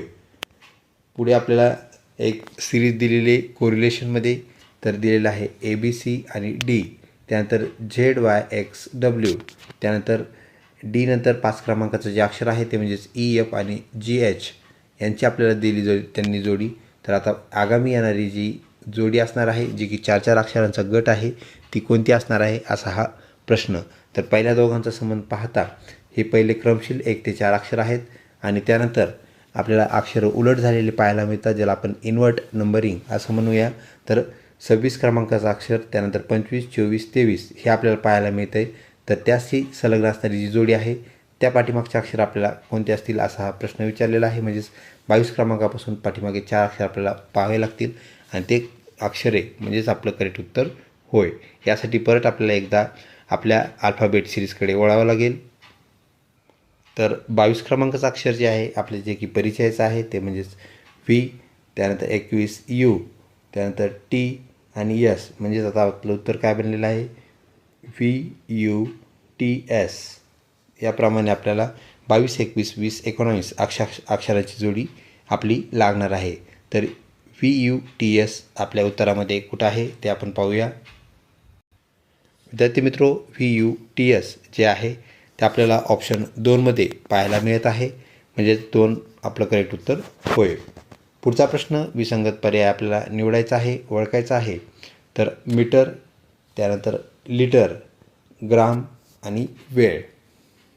तर आपल्याला इथे उत्तर जे आहे सहजपणे आपण ओळखू शकता की आपलं उत्तर काय आहे वेळ. कारण हे वेळ काय आहे तर ती राशी आहे. त्यानंतर मीटर हे आहे युनिट म्हणजेच एकक. त्यानंतर लिटर पण युनिट आहे आणि ग्राम पण युनिट आहे. म्हणजे ह्यामध्ये आपण काहीतरी मापन करत असतो. तर वेळ जे आहे तर वेळेचं मापन आपण करत असतो सेकंदामध्ये, परंतु इथं सेकंद न देता वेळ दिलेला आहे म्हणजे ती राशी दिलेली आहे. आणि इतर हे जे आहेत ते युनिट आहेत, त्याला आपण मराठीत एकक असं म्हणत असतो. ऑप्शन 4 वेळ करेक्ट उत्तर होय. पुढचा प्रश्न, 5 वर्षापूर्वी अमित आणि सुमित यांच्या वयाची बेरीज 30 होती, तर आज त्यांच्या वयाची बेरीज किती आहे? तर 5 वर्षापूर्वी त्यांचं वय काय होतं, त्या वयाची बेरीज 30 होती, ती आज काय असणार आहे असा हा आपल्याला विचारलेला प्रश्न. तर आपल्याला 5 वर्षापूर्वीची त्यांच्या वयाची बेरीज दिलेली आहे, ती म्हणजेच 30. म्हणजेच अमित व सुमित आपण त्यांना जुळे भाऊ किंवा एकाच वयाची मुलं समजूया. दोघांच्या वयाची बेरीज जर 30 असेल तर दोघांच्या वयाची बेरीज म्हणजेच ती काय आहे तर 15-15. त्या दोघांचं वय 15-15 होतं. कधी? 5 वर्षापूर्वी. तर आपल्याला ह्या 5 वर्षामध्ये अजून त्यांचं वय सारखंच वाढलं असेल दोघांचंही. ते वाढलं असेल 5-5ने, म्हणजेच काय झालं तर 20-20ने. तर आपल्याला जी 5 वर्षापूर्वीची बेरीज होती ती 30 दिलेली होती. त्यामुळं आपल्याला काय करावं लागेल, 5-5ने त्यांचं जर वय वाढलं तर ते वाढेल 10ने, म्हणजेच ते होईल 40. तर आज रोजी त्यांच्या वयाची बेरीज काय आहे तर 40. म्हणजे ते 20-20 वर्षाचे झालेले आहेत दोघंजण असल्यामुळे 40. ऑप्शन जे आहे आपल्याला इथे दिलेल्यापैकी तर ऑप्शन 2 40 वर्ष त्यांचं करंट चालू वर्ष वय होय. ऑप्शन 2 करेक्ट उत्तर. पुढचा प्रश्न, जर दक्षिण दिशेला पूर्व म्हटले तर उत्तर दिशेला काय म्हणावं लागेल? तर दक्षिण दिशेला काय म्हटलेलं आहे पूर्व असं म्हटलं आहे, म्हणजे दिशा इथे फिरलेल्या आहेत. तर उत्तर दिशेला काय म्हटले जाईल? तर आपल्याला माहीत आहे वरची दिशा जी आहे ती आहे उत्तर, तर आपण नॉर्थ म्हणूया. खालची दिशा आहे साऊथ. त्यानंतर पूर्व म्हणजेच ईस्ट आहे आपल्या उजवीकडे आणि वेस्ट आहे डावीकडे. तर आता इथं अडचण काय झालेली आहे, आपण दक्षिण दिशेला काय म्हटलेले पूर्व, तर साऊथलाच आपण काय म्हटलेलं आहे पूर्व म्हटलेलं आहे. तर आपल्याला काय करायचं आहे उत्तर दिशेला आपण काय न देऊ, तर जी दक्षिण दिशा आहे तिच्या शेजारची दिशा म्हणजेच काय राईटची म्हणूया आपण, तर ती आहे पूर्व. तर आता नॉर्थच्या जी राईटची दिशा आहे अँटी क्लॉकवाईज आपण म्हणूया, ती कोणती असणार आहे तर ती आहे पश्चिम. पुढचा प्रश्न, मालिका पूर्ण करा. AZBYCX. तर आपल्या लक्षात आलं असेल पहिलं अक्षर शेवटचं अक्षर म्हणजे 1 नंबर, 26 नंबर, 2 नंबर, त्यानंतर 25 नंबर, 3 नंबर, 24 नंबर. तर आगामी येणारं जे अक्षर आहे 4 नंबर जे की आपल्या परिचयाचं आहे D. आणि त्यानंतर आपल्याला लास्ट फोर्थ जे अक्षर आहे ते म्हणजेच W. तर DW असं आपल्याला जोडी आलेली पाहायला मिळेल. दोन्हीकडून हे चौथ्या क्रमांकाचे अक्षर आहेत. सुरुवातीकडून म्हणजेच डावीकडून चौथं D अक्षर आणि उजवीकडून चौथं W. DW आपलं करेक्ट उत्तर होय. ऑप्शन 2मध्ये ते आपल्याला पाहायला मिळतं. प्रश्न पुढचा, साखर जर गोड असेल तर कारलं कसं असेल?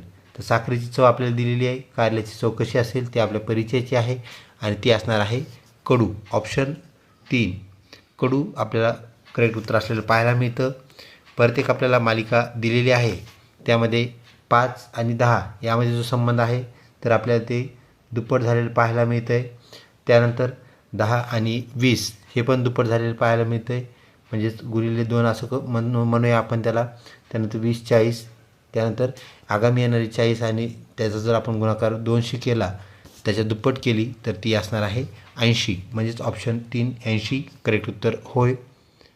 त्यानंतर पुढचा प्रश्न, एका रांगेत स्वप्नीलचा डावीकडून 10वा आणि उजवीकडून 12वा क्रमांक आहे, तर त्या रांगेत एकूण किती मुले आहेत? आपल्याला माहीत आहे, यामध्ये आपल्याला करावं लागतं n प्लस n आणि -1. आता 10 अधिक 12 ते होतील 22 आणि त्यानंतर आपल्याला करावं लागेल -1 म्हणजे ते होईल 21. तर ऑप्शन आपल्याला जो आहे 21 इथे 1 नंबरचा जो ऑप्शन आहे विद्यार्थी मित्र आपल्याला इथे 1 पाहायला मिळतो आहे, तो 21 आहे.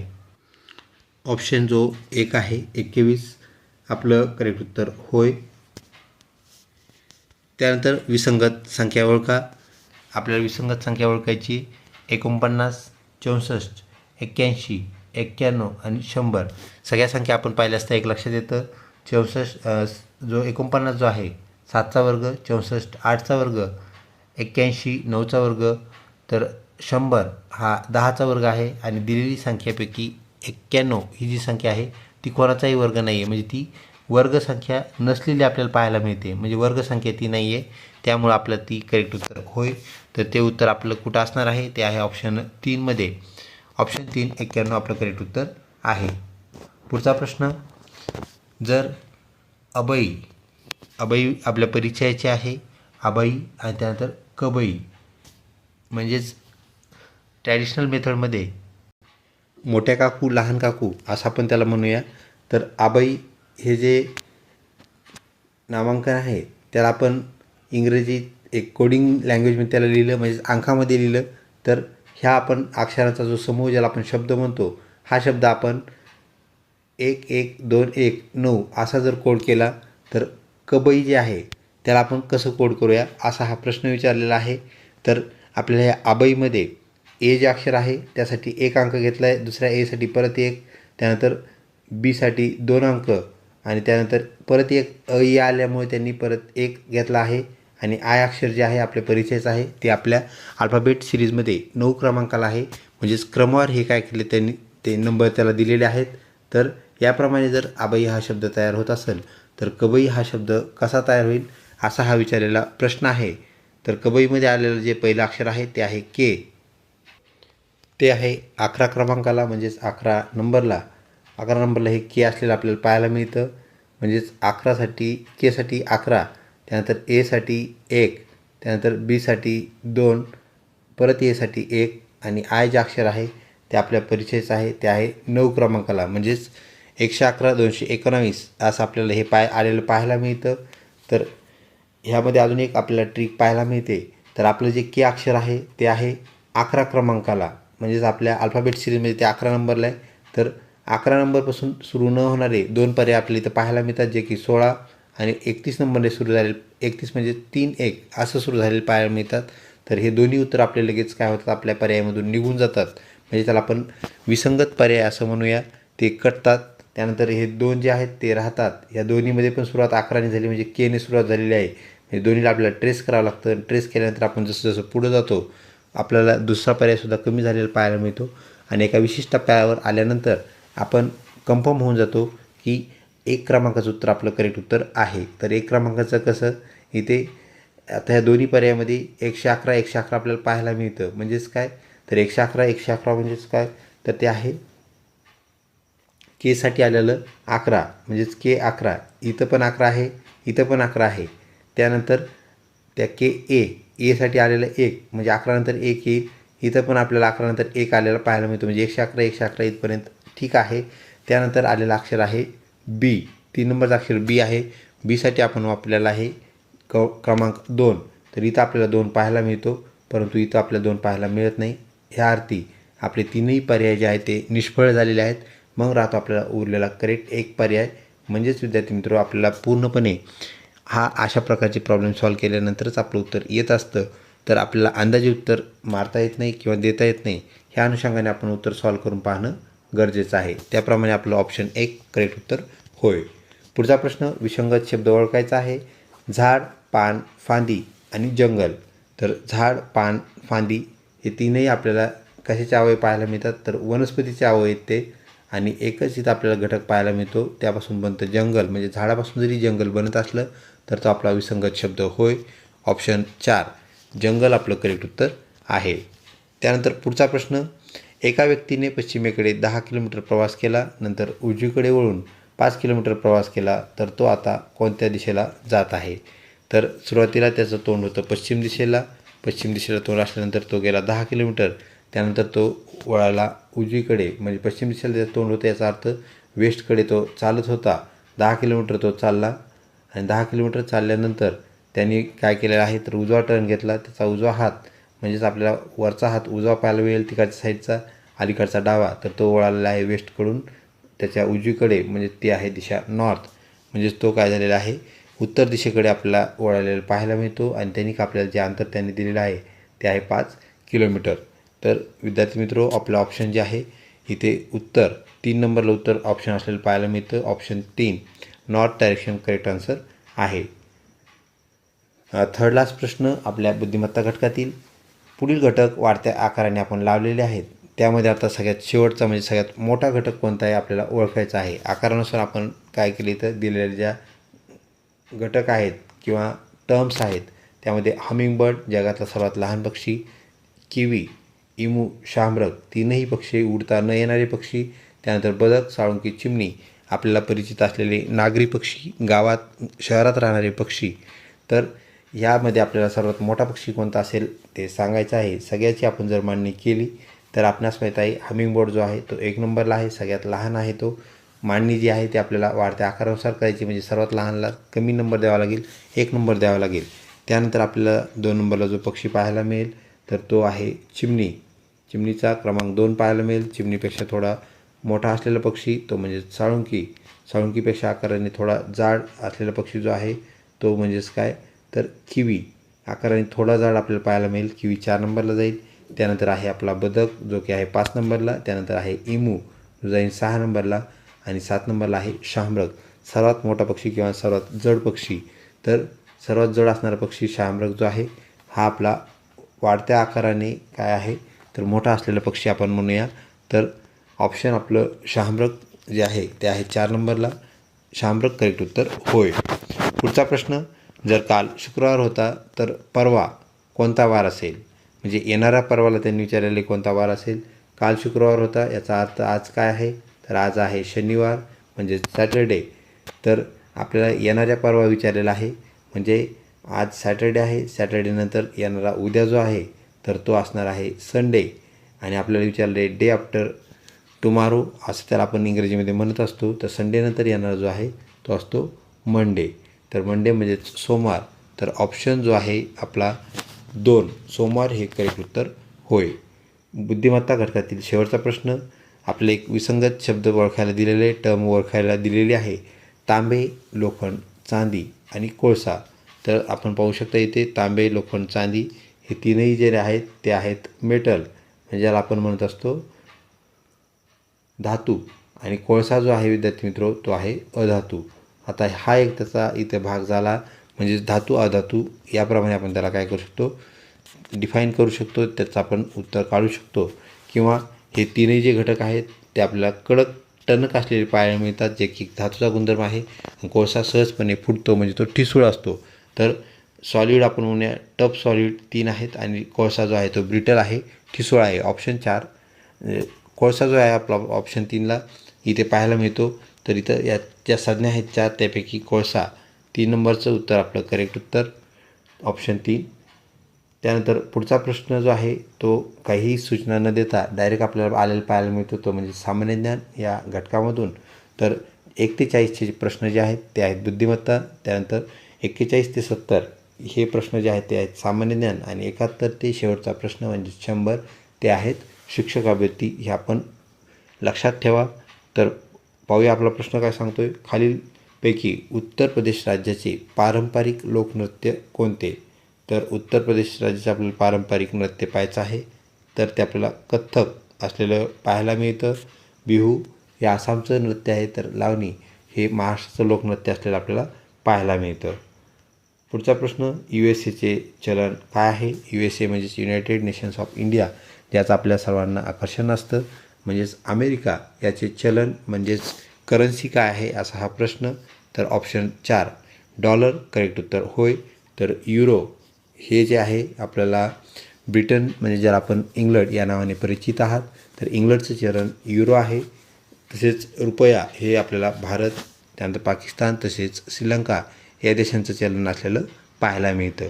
ऑप्शन जो आहे तो डॉलर करेक्ट उत्तर होय. पुढचा प्रश्न, महाराष्ट्राचे नवनिर्वाचित राज्यपाल कोण आहेत? म्हणजेच आपले जे राज्यपाल आहेत त्यांची नियुक्ती आता उपराष्ट्रपतीपदी झालेली आहे. त्यामुळे आपल्याला नवीन राज्यपाल लाभलेले आहेत, ज्याला आपण गव्हर्नर असं म्हणत असतो. तर ते नवनिर्वाचित राज्यपाल कोण, असा हा प्रश्न. तर आपलं जे उत्तर आहे ऑप्शन 3 आचार्य देवव्रत आपलं करेक्ट उत्तर होय, जे की गुजरात या राज्याचे सुद्धा राज्यपाल आहेत. ॲडिशनल चार्ज आपल्या राज्याचा त्यांनी स्वीकारलेला आहे. ऑप्शन 3 करेक्ट उत्तर होय. तसेच भारताचे सध्याचे उपराष्ट्रपती कोण, असाही प्रश्न आपल्याला येऊ शकतो. तर त्याचं करेक्ट उत्तर आहे ऑप्शन 2 CP राधाकृष्णन, जे की महाराष्ट्राचे पूर्व राज्यपाल होय. तर चला वळूया आपल्या प्रश्न क्रमांक 44वरती. ते म्हणजेच पाण्याचे रेणुसूत्र, ज्याला आपण केमिकल फॉर्म्युला किंवा मॉलिक्युलर फॉर्म्युला असं म्हणतो, ते काय आहे असा हा प्रश्न. तर ऑप्शन 2 आपलं करेक्ट उत्तर होय, जे की आपल्याला H2O हे असं पाहायला मिळतं. तर H2Oमध्ये काय आहे, तर एक आपल्याला हायड्रोजन आणि ऑक्सिजन पाहायला मिळतो. सेम आपल्याला केमिकल फॉर्म्युला हा कशाचा पाहायला मिळतो, तर हायड्रोजन परऑक्साईड. हायड्रोजन परऑक्साईडला आपण मराठीमध्ये शीतक म्हणजेच काय, तर आपले जे स्प्रे असतात ज्याला वेदनाशामक आपण म्हणतो, ते हायड्रोजन परऑक्साईडचे बनलेले असतात. कुठं आपल्याला जाळलं किंवा भाजलं असतं, आपण तो स्प्रे मारल्यानंतर जे थंड वाटतं, तर ते हायड्रोजन परऑक्साईड असतं. त्याचं पण रेणुसूत्र पाण्यासारखं आहे, हे लक्षात ठेवा. ह्या H2Oला फक्त O लावलं, ओला 2 जर लावलं तर H2O2 असं जे तयार होतं ते म्हणजेच काय आहे, हायड्रोजन परऑक्साईड. तर H2O हे आपलं करेक्ट उत्तर होय. यामध्ये पण आपल्याला एक बाब पाहायला मिळते, म्हणजेच केमिकल रिॲक्शन ज्या होत असतात त्यामध्ये भाग घेणारे जे घटक आहेत, तर इथं आपल्याला हायड्रोजन हा घटक पाहायला मिळतो, अभिक्रियाकारक आहे तो. त्याच्यामध्ये मिळतो हवेतला ऑक्सिजन आणि दोघं एकत्र येतात आणि त्यापासून H2O तयार होतो. तर इथं एक बाब लक्षात घ्या, ह्या H2Oमध्ये जे घटक आहेत त्यामध्ये हायड्रोजन आणि ऑक्सिजन हे विरुद्ध घटक आहेत. तर हायड्रोजन जो आहे तो काय आहे, सेल्फ बर्निंग, म्हणजे तो स्वतः जळतो. हवेत जर आपण हायड्रोजन उघडला काढला तो स्वतः जळतो. ऑक्सिजन असा आहे जो काय करतो, तर आगीला मदत करतो, म्हणजेच आग पेटवण्यास मदत करतो. तर त्याला आपण काय म्हणतो, इट हेल्प्स बर्निंग. तर एक जण असा आहे जो स्वतः जळतो, दुसरा आहे जो जाळतो, आणि दोघं जर एकत्र आले तर आपल्याला असा घटक तयार झालेला पाहायला भेटतो, ज्याला आपण पाणी असं म्हणतो. आणि हाच पाणी आपण कशासाठी वापरतो, तर आग विझवण्यासाठी. ही बाब आपल्याला पाहायला मिळते. तर आग विझवण्यासाठी आपण काय करतो, पाण्याचा वापर करतो. ऑप्शन 2 H2O पाण्याचे रेणुसूत्र होय. चला पुढे वळूया आपण आपल्या पुढच्या प्रश्नाकडे. ते म्हणजेच बौद्ध धर्माचे जे तत्त्वज्ञान आहे, म्हणजेच ज्याला आपण धार्मिक लिखाण असं म्हणूया, तर ते कोणत्या भाषेत मांडलेलं आहे, दिलेलं आहे. तर ऑप्शन 4 जे आहे, पाली या भाषेमध्ये आपल्याला बौद्ध धर्माचे तत्त्वज्ञान मांडलेले पाहायला मिळते. ऑप्शन 4 करेक्ट उत्तर होय. पुढचा प्रश्न, डेंग्यू हा आजार डॅशमुळे आपल्याला झालेला पाहायला मिळतो, तर त्याचा रोगकारक कोणता, असा हा प्रश्न. तर त्याचा रोगकारक जो आहे तो आपल्याला काय पाहायला मिळतो, तर DENV 1-4 अशा प्रकारचं त्याचं नाव आहे आणि तो एक व्हायरस आहे. तर ऑप्शन 1 आपलं करेक्ट उत्तर ठरते. त्यानंतर पुढचा प्रश्न, वेबसाईटच्या पत्त्याला डॅश असे म्हणतात. तर वेबसाईटचा जो पत्ता आहे त्याला आपण म्हणत असतो URL. तर URL जो आहे तर तो आपल्याला युनिक असलेला पाहायला मिळतो. तर युनिक जो पत्ता आहे, युनिक URL जो आहे तो आपल्याला ॲक्युरेट काय करत असतो, त्या वेबसाईटवरती नेऊन सोडत असतो. जसं की आपण कमेंट बॉक्समध्ये एखाद्या व्हिडिओची लिंक देत असतो, तर तो सुद्धा URL असतो, हे लक्षात ठेवा. म्हणजेच URL हा वेबसाईटचा पत्ता आहे. ऑप्शन 3 करेक्ट उत्तर होय. व्हिडिओ आवडत असल्यास नक्कीच लाईक करा. विद्यार्थी मित्रो, आपण आमच्या चॅनलला जॉईन करून आम्हाला स्टार रेटिंग देऊ शकता. आपल्याला जर हे व्हिडिओ उपयोगी वाटत असतील तर नक्कीच आम्हाला चांगली स्टार रेटिंग द्या, जेणेकरून आमचा उत्साह अजून द्विगुणित होईल आणि आम्हाला व्हिडिओ बनवण्यास नक्कीच चालना मिळेल. त्यानंतर गांधीजीचे आवडते भजन वैष्णवजन तो डॅश यांनी लिहिले आहे. तर त्यांचे आवडते भजन जे आहे गांधीजींचे, ते कुणी लिहिले, ज्याचं आपल्याला त्यांनी सुरुवात दिलेली सांगितलेली आहे ती म्हणजेच वैष्णव जनतो. तर हे भजन लिहिलेलं आहे ऑप्शन 1 नरसिंह मेहता, जे की गुजरातचे रहिवासी होते. ऑप्शन 1 आपलं करेक्ट उत्तर होय. पुढचा प्रश्न, मेयर यांच्यानुसार आपल्या देशाचे सर्वात उत्तम नैसर्गिक संसाधन कोणते असते? तर त्या देशाची लोकसंख्या, त्या देशाचे लोक त्या देशासाठी काय असतात, एक उत्तम नैसर्गिक संसाधन असतात. त्यातूनच देशाचा विकास साधता येत असतो. ऑप्शन 2 लोक करेक्ट उत्तर होय. विद्यार्थी मित्रो, अत्यंत महत्त्वाचे प्रश्न जे की मागील प्रश्नपत्रिकेतील, मागील वर्षीच्या प्रश्नपत्रिकेतील आपल्याला आलेले पाहायला मिळतात. याचा आपण चांगला सराव करायचा आहे, जेणेकरून आपल्याला जास्तीत जास्त गुण संपादन करता येतील. पुढचा प्रश्न, वास्को दी गामा भारतात कोणत्या साली आला होता? तर वास्को दी गामा जो होता तो भारतामध्ये मे 1498 आपल्याला आलेला पाहायला मिळतो. ऑप्शन 1 आपलं करेक्ट उत्तर होय. पुढचा प्रश्न, खालीलपैकी द्रव अवस्थेत असणारा घटक पदार्थ कोणता? तर ब्रोमीन, आयोडीन, फॉस्फरस आणि क्लोरीन हे जे पदार्थ आपल्याला दिलेले आहेत पैकी आपल्याला क्रमांक 1चा जो आहे तो म्हणजेच ब्रोमीन, तर हा आपल्याला द्रवावस्थेत असलेला पाहायला मिळतो. आयोडीन आपल्या परिचयाचा आहे. तर त्यानंतर फॉस्फरस आणि क्लोरीन, फॉस्फरससुद्धा आपल्या परिचयाचं आहे, त्याचं संज्ञा जी आहे ती पी आहे. आणि फॉस्फरसचे 3 आपल्याला वेगवेगळे घटक पाहायला मिळतात, ज्याला आपण आयसोटोप्स असं म्हणत असतो. तर पिवळा फॉस्फरस, तांबडा फॉस्फरस आणि पांढरा फॉस्फरस. तर आपली जी काडी, माचीची जी काडी असते, ज्याला आपण हिंदीमध्ये तिल्ली असं म्हणत असतो किंवा मराठीत आपण गुल असं म्हणत असतो, तर तो फॉस्फरस या घटकापासून बनलेला असतो. तर हा असणारा जो पदार्थ आहे तो कोणत्या स्वरूपामध्ये आहे? तर तो पदार्थ आहे आपल्याला सॉलिड स्वरूपामध्ये म्हणजेच क्रिस्टल फॉर्ममध्ये असलेला पाहायला मिळतो. क्लोरीन वायू आहे, तर इथे एकमेव पदार्थ आपल्याला द्रव अवस्थेत पाहायला मिळतो, तो म्हणजेच ब्रोमीन. त्यानंतर पुढचा प्रश्न, मृत्युंजय या प्रसिद्ध मराठी कादंबरीचे लेखक कोण आहेत? तर ते आहेत ऑप्शन 1 शिवाजी सावंत. त्यानंतर पुढचा प्रश्न, भारताच्या राष्ट्रध्वजाची रचना डॅश डॅश यांनी केली. भारताचा राष्ट्रध्वज कुणी डिझाईन केला असा हा प्रश्न. ऑप्शन 2 पिनागली व्यंकय्या आपलं करेक्ट उत्तर होय.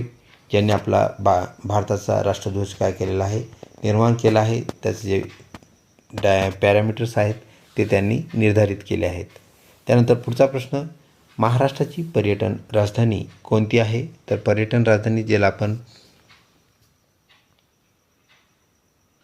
टुरिझम कॅपिटल असं म्हणत असतो, ती म्हणजेच ज्या जिल्ह्यामध्ये आपल्याला वेरूळ, अजिंठ्यासारख्या जगप्रसिद्ध लेणी पाहायला मिळतात, बीबी का मकबरा असेल, पानचक्की असेल, तसेच म्हैसमाळ हे थंड हवेचे ठिकाण असेल, ही ठिकाणे आपल्याला पाहायला मिळतात. खंडोबा मंदिर असेल, पुरातन असलेलं मंदिर, तर ह्या ज्या वास्तू आहेत, घटक बाबी आहेत, यामुळे आपल्याला छत्रपती संभाजीनगर ही महाराष्ट्राची पर्यटन राजधानी असलेली पाहायला मिळते. ऑप्शन 3 करेक्ट उत्तर होय.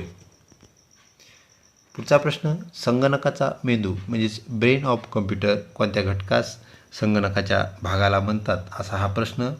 तर CPU जो घटक असतो कम्प्युटरचा, त्याला आपण काय म्हणत असतो, तर ब्रेन ऑफ कम्प्युटर. सर्व जी माहिती असते ती यामध्ये साठवलेली असते, म्हणून CPU हा त्याचा मेंदू होय. त्यानंतर पुढचा प्रश्न, व्हिटॅमिन C ज्याला आपण जीवनसत्व क असं म्हणत असतो, च्या अभावी आपल्याला कोणता रोग होत असतो? तर जीवनसत्व जर क असेल तर रोगसुद्धा क पासूनच तयार होणार असेल, स्कर्वी, ही बाब आपण लक्षात ठेवा. त्यानंतर जीवनसत्व ए जे आहे याच्या अभावामुळे रातांधळेपणा. त्यानंतर जीवनसत्व ड ज्याला आपण डी म्हणतो, मुडदूस. त्यानंतर जीवनसत्व ब बेरीबेरी, तर ब पासून बेरीबेरी. व्हिटॅमिन सी पासून स्कर्वीमधलं क जे आहे ते व्हिटॅमिन सी आपण निगडीत लक्षात ठेवावं. मुडदूसमधलं जे ड आहे व्हिटॅमिन डी हे आपण लक्षात ठेवावं. त्या अक्षरावरून आपल्याला जर लक्षात ठेवलं तर कोणत्या रोगाचा अभाव कोणत्या घटकामुळे झालेला आपल्याला पाहायला मिळतो, म्हणजे कोणता घटक जो आहे त्या रोगास कारणीभूत ठरतो ते आपल्याला कळेल. तर व्हिटॅमिन सी स्कर्वी याशी निगडीत आहे. या स्कर्वीमध्ये आपल्याला काय होतं, तर आपले जे दात व हिरड्या आहेत याशी संबंधित असलेला तो रोग पाहायला मिळतो. दातामधून रक्त येणं, पू येणं, हा रोग म्हणजे स्कर्वी होय. ऑप्शन 3 करेक्ट उत्तर होय. महाराष्ट्रातील विधानसभेची सदस्य संख्या, ज्यांना आपण MLA म्हणजेच मेंबर ऑफ लेजिस्लेटिव्ह असेंब्ली म्हणजेच आपण त्यांना मराठीमध्ये आमदार असं म्हणतो, तर आपल्या महाराष्ट्रामध्ये आमदारांची संख्या किती असा हा सरळ प्रश्न. ऑप्शन जे आहे 288 आपलं करेक्ट उत्तर होय. त्यानंतर पुढचा प्रश्न, पंढरपूर हे तीर्थस्थान तीर्थक्षेत्र कोणत्या नदीच्या काठावर वसलेले आहे? तर ते वसलेले आहे ऑप्शन 3 भीमा नदीच्या काठावरती. भीमा आणि चंद्रभागा तुझ्या चरणाची या गंगा असं जे आपण म्हणत असतो, तर भीमा नदी हिलाच आपण चंद्रभागासुद्धा म्हणतो. आपल्या पंढरपूर तीर्थक्षेत्राजवळ ती आपल्याला चंद्राच्या शेपमध्ये म्हणजे टर्न झालेली पाहायला मिळते, वाकडी झालेली पाहायला मिळते, म्हणून चंद्राच्या आकाराची चंद्रभागा हे लक्षात ठेवा. तर भीमा नदीचं दुसरं नाव आपल्याला पंढरपूर शहराजवळ पंढरपूर तीर्थक्षेत्राजवळ चंद्रभागा पाहायला मिळते. पुढचा प्रश्न, मिसाईल मॅन ऑफ इंडिया ज्यांनी अग्नी त्यानंतर अर्जुन पृथ्वी यासारखे क्षेपणास्त्र तयार केले यांना आपण मिसाईल मॅन म्हणून ओळखतो. तर ते कोणाला ओळखतो असा हा प्रश्न. ज्यांनी आपल्या भारताच्या क्षेपणास्त्राचा पाया घातला, इथं ऑप्शनमध्ये त्यांचंही नाव आहे विक्रम साराभाई. त्यानंतर होमी भाभा न्यूक्लिअर एनर्जीशी निगडीत एक मोठं नाव. त्यानंतर सी व्ही रमन लाईट प्रकाशाशी निगडीत त्यांचा असलेला एक्सपेरिमेंट त्यांना मिळालेला नोबेल प्राईज. आणि डॉक्टर APJ अब्दुल कलाम हे आपल्याला ऑप्शन्स पाहायला मिळतात. पैकी option 2 doctor APJ Abdul Kalam हे आपले मिसाईल मॅन ऑफ इंडिया म्हणून ओळखले जातात. ऑप्शन 2 करेक्ट उत्तर होय. पुढचा प्रश्न, भारताची मध्यवर्ती बँक म्हणजे जे आपण सेंट्रल बँक कोणती आहे असं म्हणतो, तीच बँक म्हणजे रिझर्व्ह बँक ऑफ इंडिया म्हणजेच RBI आपलं करेक्ट उत्तर होय. ऑप्शन 3 आपलं करेक्ट उत्तर आहे. पुढचा प्रश्न विद्यार्थी मित्रो, शिक्षक दिन कोणाच्या जन्मदिवसानिमित्त साजरा केला जातो? तर शिक्षक दिन हा डॉक्टर सर्वपल्ली राधाकृष्णन जे की आपल्या भारताचे दुसरे राष्ट्रपती होते, तसेच भारताचे पहिले उपराष्ट्रपती ही बाबा या अनुषंगाने आपण लक्षात ठेवा, ज्यांचा जन्मदिन आपण शिक्षक दिन म्हणून साजरा करतो. आणि शिक्षक दिन कोणत्या दिवशी साजरा करते असा जर प्रश्न आला तर तो आहे 5 सप्टेंबर. ही बाब आपण या अनुषंगाने लक्षात ठेवावी. 5 सप्टेंबर 1888 हे त्यांचं जन्मवर्ष होय. भारतातील सर्वात लांब नदी कोणती आहे? तर भारतातील सर्वात लांब नदी ऑप्शन 2 गंगा नदी, जिची लांबी आपल्याला 2525 किलोमीटर पाहायला मिळते. ती भारतातील सर्वात लांब नदी आहे. तर गोदावरी ही दक्षिण भारतातील आपल्याला सर्वात लांब नदी असलेली पाहायला मिळते. त्यानंतर ब्रह्मपुत्रा ही जी नदी आहे ती भारतातील सर्वात रुंद नदी पाहायला मिळते.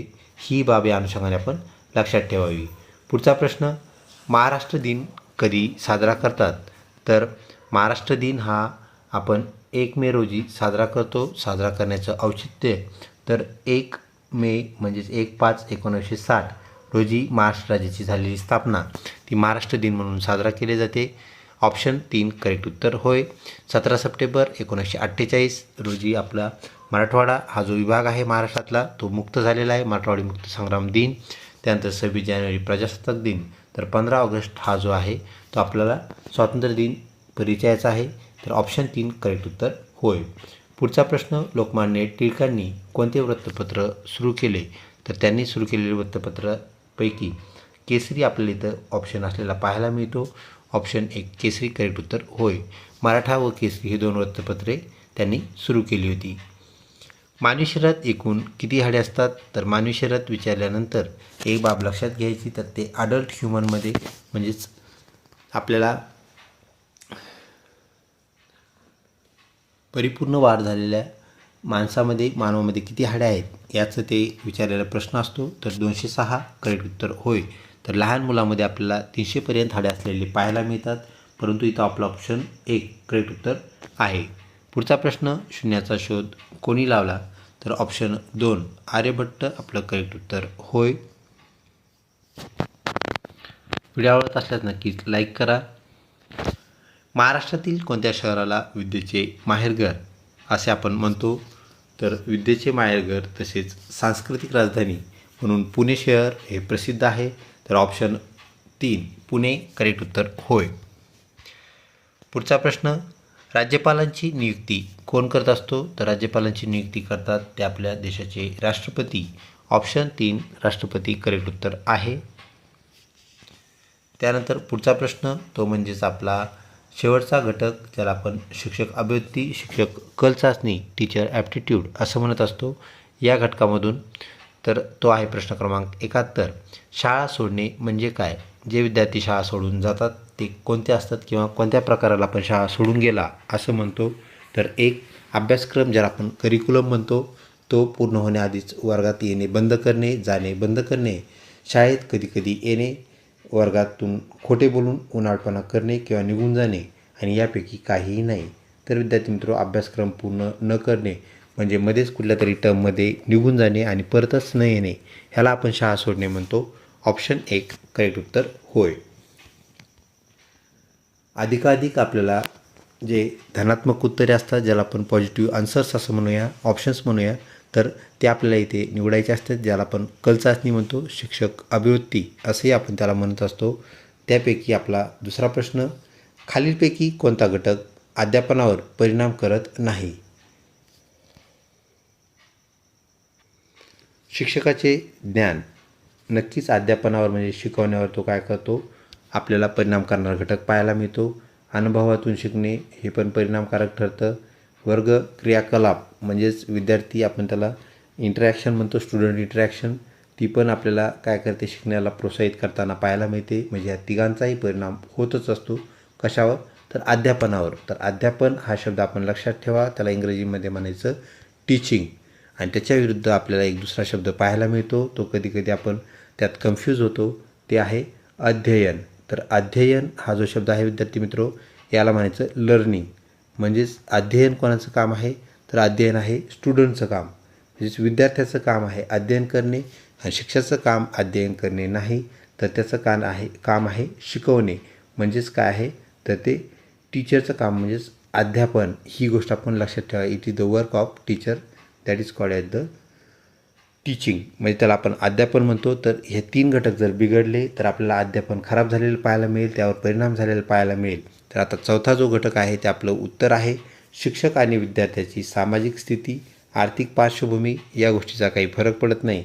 तर एखादा विद्यार्थी किंवा शिक्षक गरीब किंवा श्रीमंत जर असेल तर तो अध्यापनावर परिणाम करणारा घटक नाही, म्हणजे परिणाम न करणारा घटक आहे. तर इथं एकच घटक तसा आहे, बाकी 3 घटकांचा परिणाम होईल.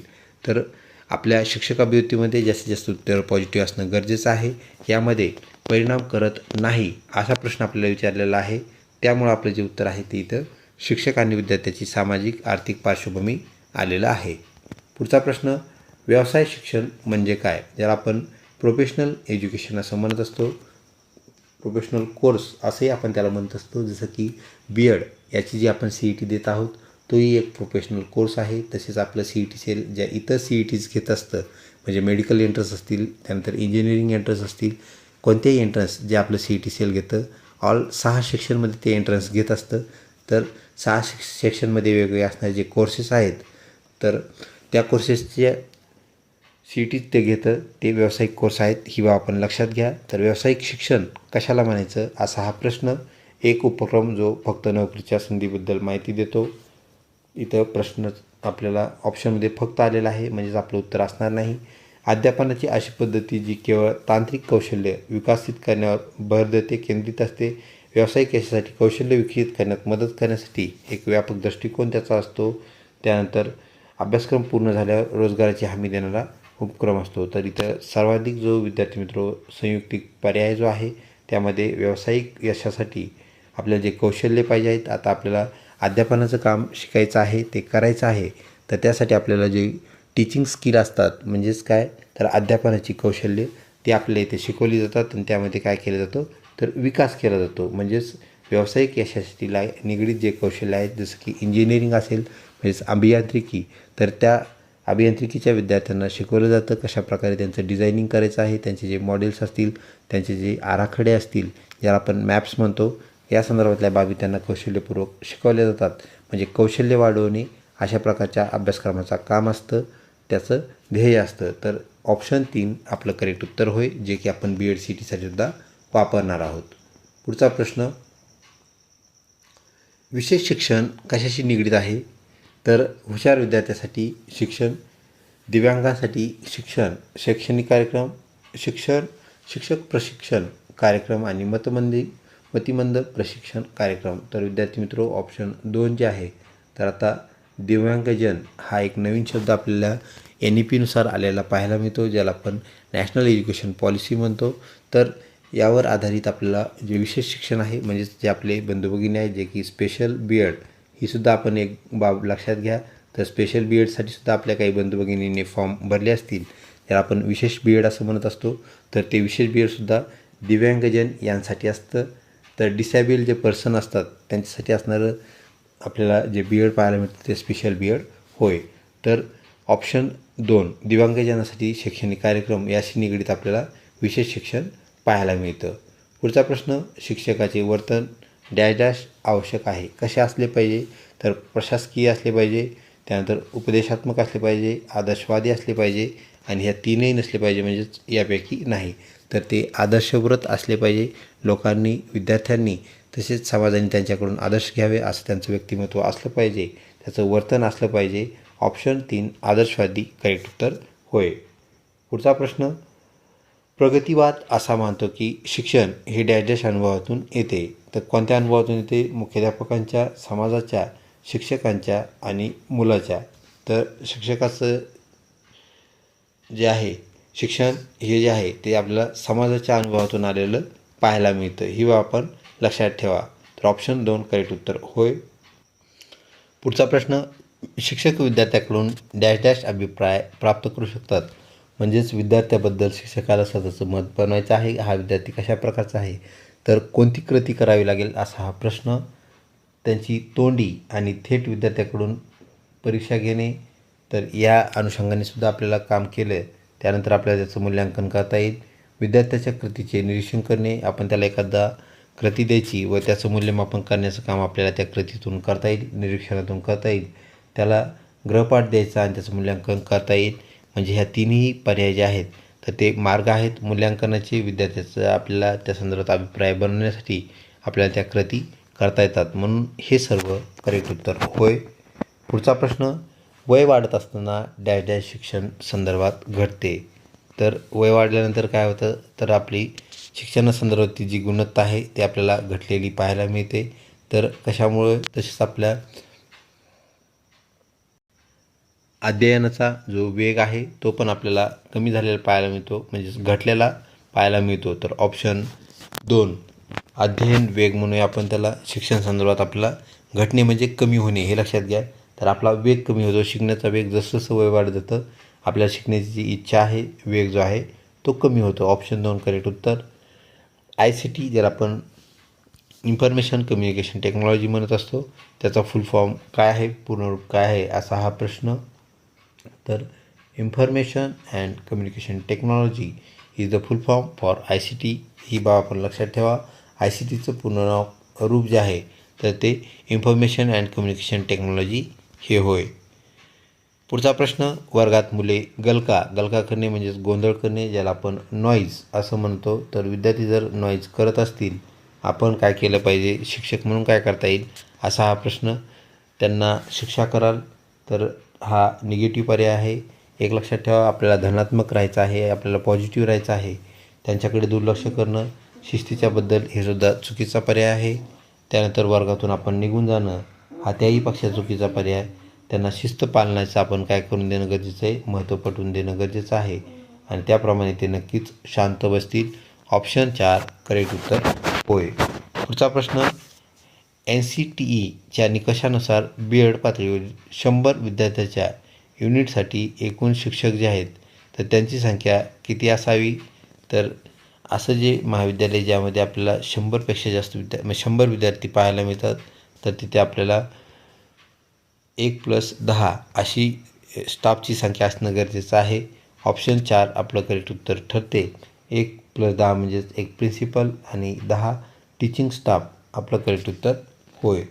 पुढचा प्रश्न, परिणामकारक अध्यापन हे डॅश डॅश फलित असते. तर परिणामकारक ज्याला आपण काय म्हणतो, पर्स्पेक्टिव्ह असणारं जे काय आहे अध्यापन म्हणजे टीचिंग. आपली जर टीचिंग चांगली झाली तर ती कशामुळे होते, तिचं फलित कशाचं फलित ते असतं असा हा प्रश्न. 1 तर वर्गशिस्त, 2 वक्तशीरपणा, 3 शिक्षकाने वापरलेले संबंध आणि 4 सुस्पष्ट संप्रेषण. तर ऑप्शन जे 4 आहे सुस्पष्ट संप्रेषण दोन्ही मार्गाने म्हणजेच संप्रेषण ही द्विमार्गी प्रक्रिया आहे. विद्यार्थी आणि शिक्षक यांचं संप्रेषण होत असतं, शिक्षक विद्यार्थी यांचं संप्रेषण होत असतं. तर ऑप्शन 4 करेक्ट उत्तर होय. त्यानंतर पुढचा प्रश्न, उपचारात्मक अध्यापनाचे प्राथमिक वैशिष्ट्ये काय आहे? तर उपचारात्मक अध्यापन जे आहे ज्याला आपण इंग्रजीमध्ये रिमेडियल टीचिंग असं म्हणतो. तर रिमेडियल जी टीचिंग आहे तर याचा अर्थ काय आहे? काही विद्यार्थी जे आहेत ते अध्ययन करण्यात म्हणजे शिकण्यामध्ये थोडे मागे असतात किंवा त्यांचा शिकण्याचा वेग हा मंद असतो, थोडा कमी असतो. तर त्यांच्यासाठी केलेल्या उपाययोजना म्हणजेच उपचारात्मक किंवा ज्याला आपण निदानात्मक अध्यापन असं म्हणतो, ही बाब आपण लक्षात ठेवा. तर त्याच्याशी निगडीत असणारे त्याचं प्राथमिक वैशिष्ट्य, त्याचं ध्येय काय असतं, आपण का हे आपण अध्यापन निवडतो असा हा प्रश्न. तर हुशार विद्यार्थ्यांसाठी प्रगती शिक्षणाच्या संधी उपलब्ध करून देण्यासाठी तर मुळीच नाही. विद्यार्थ्यास शैक्षणिक मानांकनाची पूर्तता करण्यास मदत करणे, त्यानंतर विद्यार्थ्यांना पूर्णपणे नवीन अभ्यासक्रम सामग्रीची ओळख करून देणे आणि विद्यार्थ्यांना स्पर्धा परीक्षेसाठी तयार करणे. तर विद्यार्थ्यास शैक्षणिक मानांकाची पूर्तता करण्यास मदत करणे, ऑप्शन 2 आपलं करेक्ट उत्तर होय. याप्रमाणे आपल्याला पॉझिटिव्ह असलेली उत्तरे शोधायची आहेत, निवडायची आहेत. पुढचा प्रश्न, संप्रेषणाचे सर्वात महत्त्वाचे साधन कोणते? संप्रेषण म्हणजेच कम्युनिकेशन आणि कम्युनिकेशन म्हणजेच संवाद. तर एकमेकांमध्ये संवाद साधण्यासाठी आपल्याला काय वापरता येईल असा हा प्रश्न.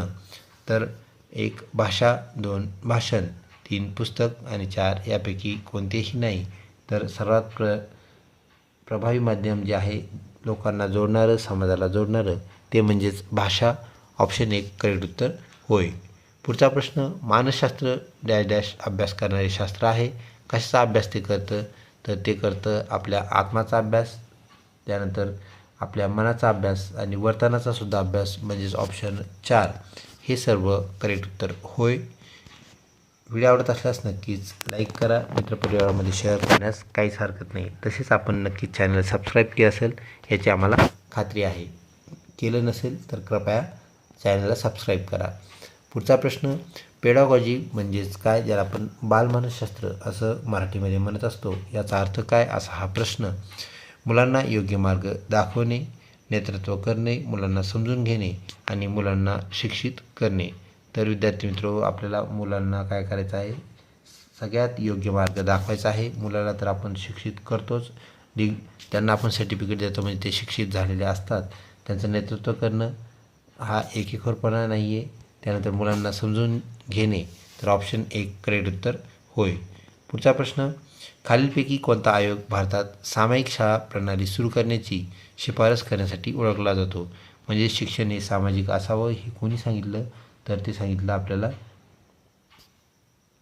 कोठारी मुदलियार आयोगाने, म्हणजेच ऑप्शन 2 मुदलियार आयोग करेक्ट उत्तर होय. पुढचा प्रश्न, स्मार्ट क्लासरूममध्ये इंटरॲक्टिव्ह व्हॉईस बोर्ड वापरण्याचा जो मुख्य फायदा आहे तो काय आहे? तर आपण इंटरॲक्टिव्ह बोर्ड वापरत असतो, जो की ज्याला आपण टच स्क्रीन असंही म्हणूया. त्यानुसार हा बोर्ड चालत असतो, आपल्याला हाताने त्यावरती लिहिता येतं, त्यानंतर स्टायलरने पण ते लिहिता येतं. तर यामध्ये आपल्याला काय त्याचा फायदा असतो, त्याचं वैशिष्ट्य काय असा हा प्रश्न. 1 विद्यार्थी सहभाग त्यामध्ये काय असतो? आवश्यकता कमी असते तर नाही.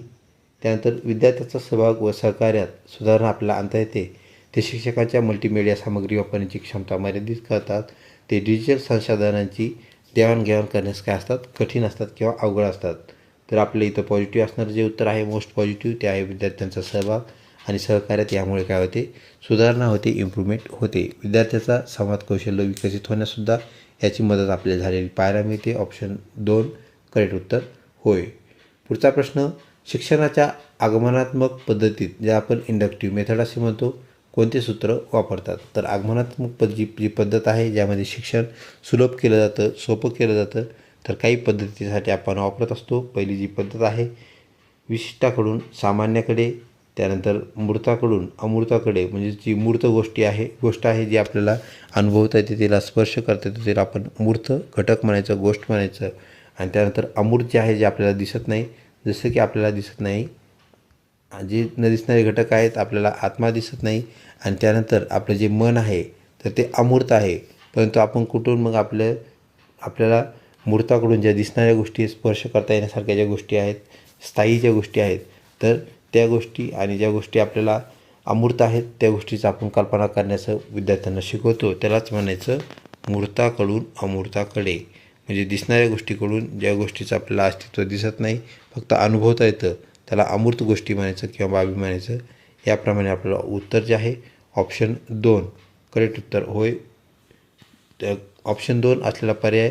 त्यानंतर ऑप्शन 3 सुद्धा आपलं उत्तर आहे. म्हणजेच हे सर्व उत्तर जे आहेत ते एकाच पर्यायामध्ये आपले समाविष्ट होतील आणि हे सर्व आपलं उत्तर बनून जाईल. तर मूर्ताकडून अमूर्ताकडे, विशिष्टाकडून सामान्याकडे, ज्ञाताकडून अज्ञाताकडे आपण विद्यार्थ्यांना नेत असतो आणि त्यालाच म्हणायचं की त्यांची ही कोणती पद्धत आहे.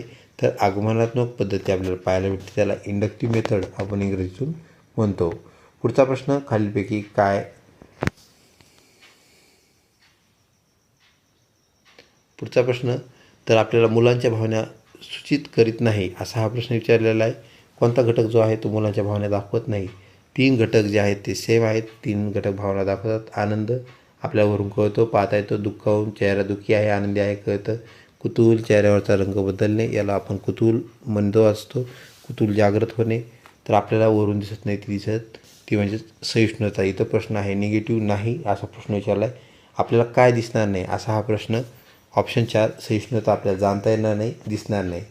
पुढचा प्रश्न, एक आकृती 1000 पेक्षा जास्त शब्द बोलते हे विधान शिक्षकांच्या संदर्भात जे बोललं जातं, तर शिक्षकांना यातून काय बोध घ्यावा, काय सुचवते असा हा प्रश्न. तर शिकवताना फक्त लिहावे, चुकीची बाब. वर्गात अध्यापन साहित्य वापरावे आवश्यक आहे. वर्गात शिक्षकांनी जास्त बोलू नये असा ह्या वाक्याचा अर्थ नाही. शिक्षकांनी वर्गात अधिकाधिक बोलावे. तर इथे जे आहे एक जी आपली आकृती आहे ती 1000 शब्दांचं काम करते. तर वर्गात शिक्षकांनी काय करणं गरजेचं आहे, तर अध्यापन साहित्याचा अधिकाधिक वापर करून जे शिकणं आहे, ज्याला आपण अध्ययन म्हणतो, शिकवणं आहे ज्याला आपण अध्यापन म्हणतो, ते सुकर करणं गरजेचं आहे. पुढचा प्रश्न, एखाद्या विद्यार्थ्याच्या अपयशामागे डॅशचा दोष असू शकतो. एखादा विद्यार्थी जर नापास झाला त्याच्यामागे काय दोष असू शकतो, तर एक, कोण दोषी आहे, शिक्षक दोषी आहे का? नाही, कारण शिक्षकाने काय केलेलं आहे, सर्वांना शिकवलेलं आहे. ती जर बॅच 50 विद्यार्थ्यांची असेल तर 50पैकी एकच विद्यार्थी जर नापास झाला तर लक्षात घ्यायचं की शिकवताना तर शिक्षकांनी सर्वांना समान शिकवलेलं आहे. म्हणजेच शिक्षक यासाठी या अपयशामागे कारणीभूत नाही, इंडिव्हिज्युअली तो विद्यार्थी कारणीभूत असलेला आपल्याला पाहायला मिळतो.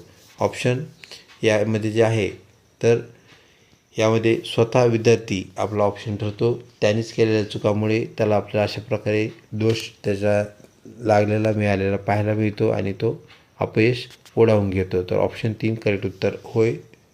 पुढचा जो प्रश्न आहे तो म्हणजेच खालीलपैकी कोणते विधान सत्य नाही. म्हणजेच आपल्याला काय करायचं आहे, तर असत्य विधान सांगायचं आहे. हे लक्षात ठेवा, असत्य विधान आपल्याला पाहायचं आहे.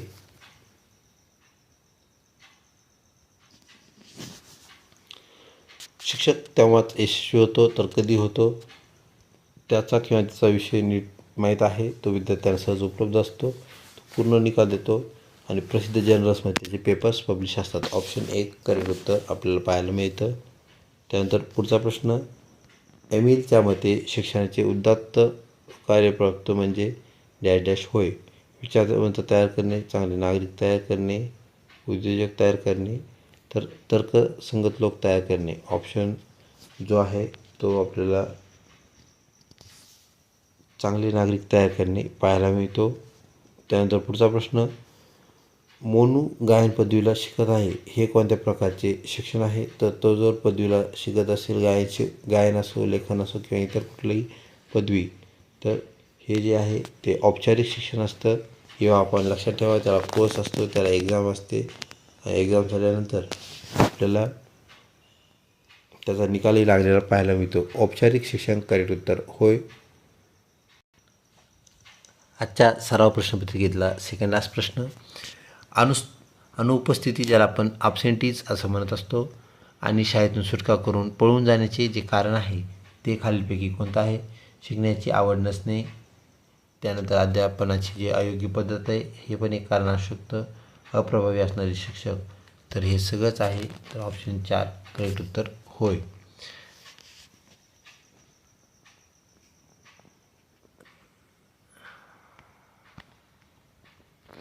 आजच्या प्रश्नावलीमधला शेवटचा प्रश्न विद्यार्थी मित्रो, अध्ययनाच्या प्रक्रियेमध्ये डॅश फार महत्त्वाचे असते. अध्ययन म्हणजे जे आहे ते शिकवणे होय. शिकवण्यामध्ये शिकणे, अध्ययन म्हणजे शिकणे आहे. तर शिकण्यामध्ये आपल्याला काय महत्त्वाचे आहे? शालेय वातावरण, पायाभूत सुविधा, पूर्वज्ञान, शिक्षकांचे व्यक्तिमत्व. तर इतर कोणत्याही बाबीला तितकं महत्त्व नाही ज्याला आहे ते म्हणजेच पूर्वज्ञान होय. पूर्वज्ञान जर नसेल, जर आपण प्रिव्हियस नॉलेज म्हणतो, तर आपल्याला नवीन ज्ञान देता येत नाही. दिलं तरी ते आपल्याला अडचणीचं ठरलेलं पाहायला मिळतं. ऑप्शन जो आहे तो पूर्वज्ञान करेक्ट उत्तर होय. अशा प्रकारे आपले जे 100 प्रश्न आहेत ते इथे संपतात. म्हणजेच जो क्वेश्चन पेपर सेकंड जो आहे तो आपल्याला झालेला पाहायला मिळतो. लवकरच भेटूया तिसऱ्या सराव प्रश्नपत्रिकेमध्ये. चॅनलला अजूनही सबस्क्राईब केलं नसेल तर कृपया सबस्क्राईब करा. लवकरच आपला पुढचा जो सराव संच आहे पब्लिश होईल. धन्यवाद.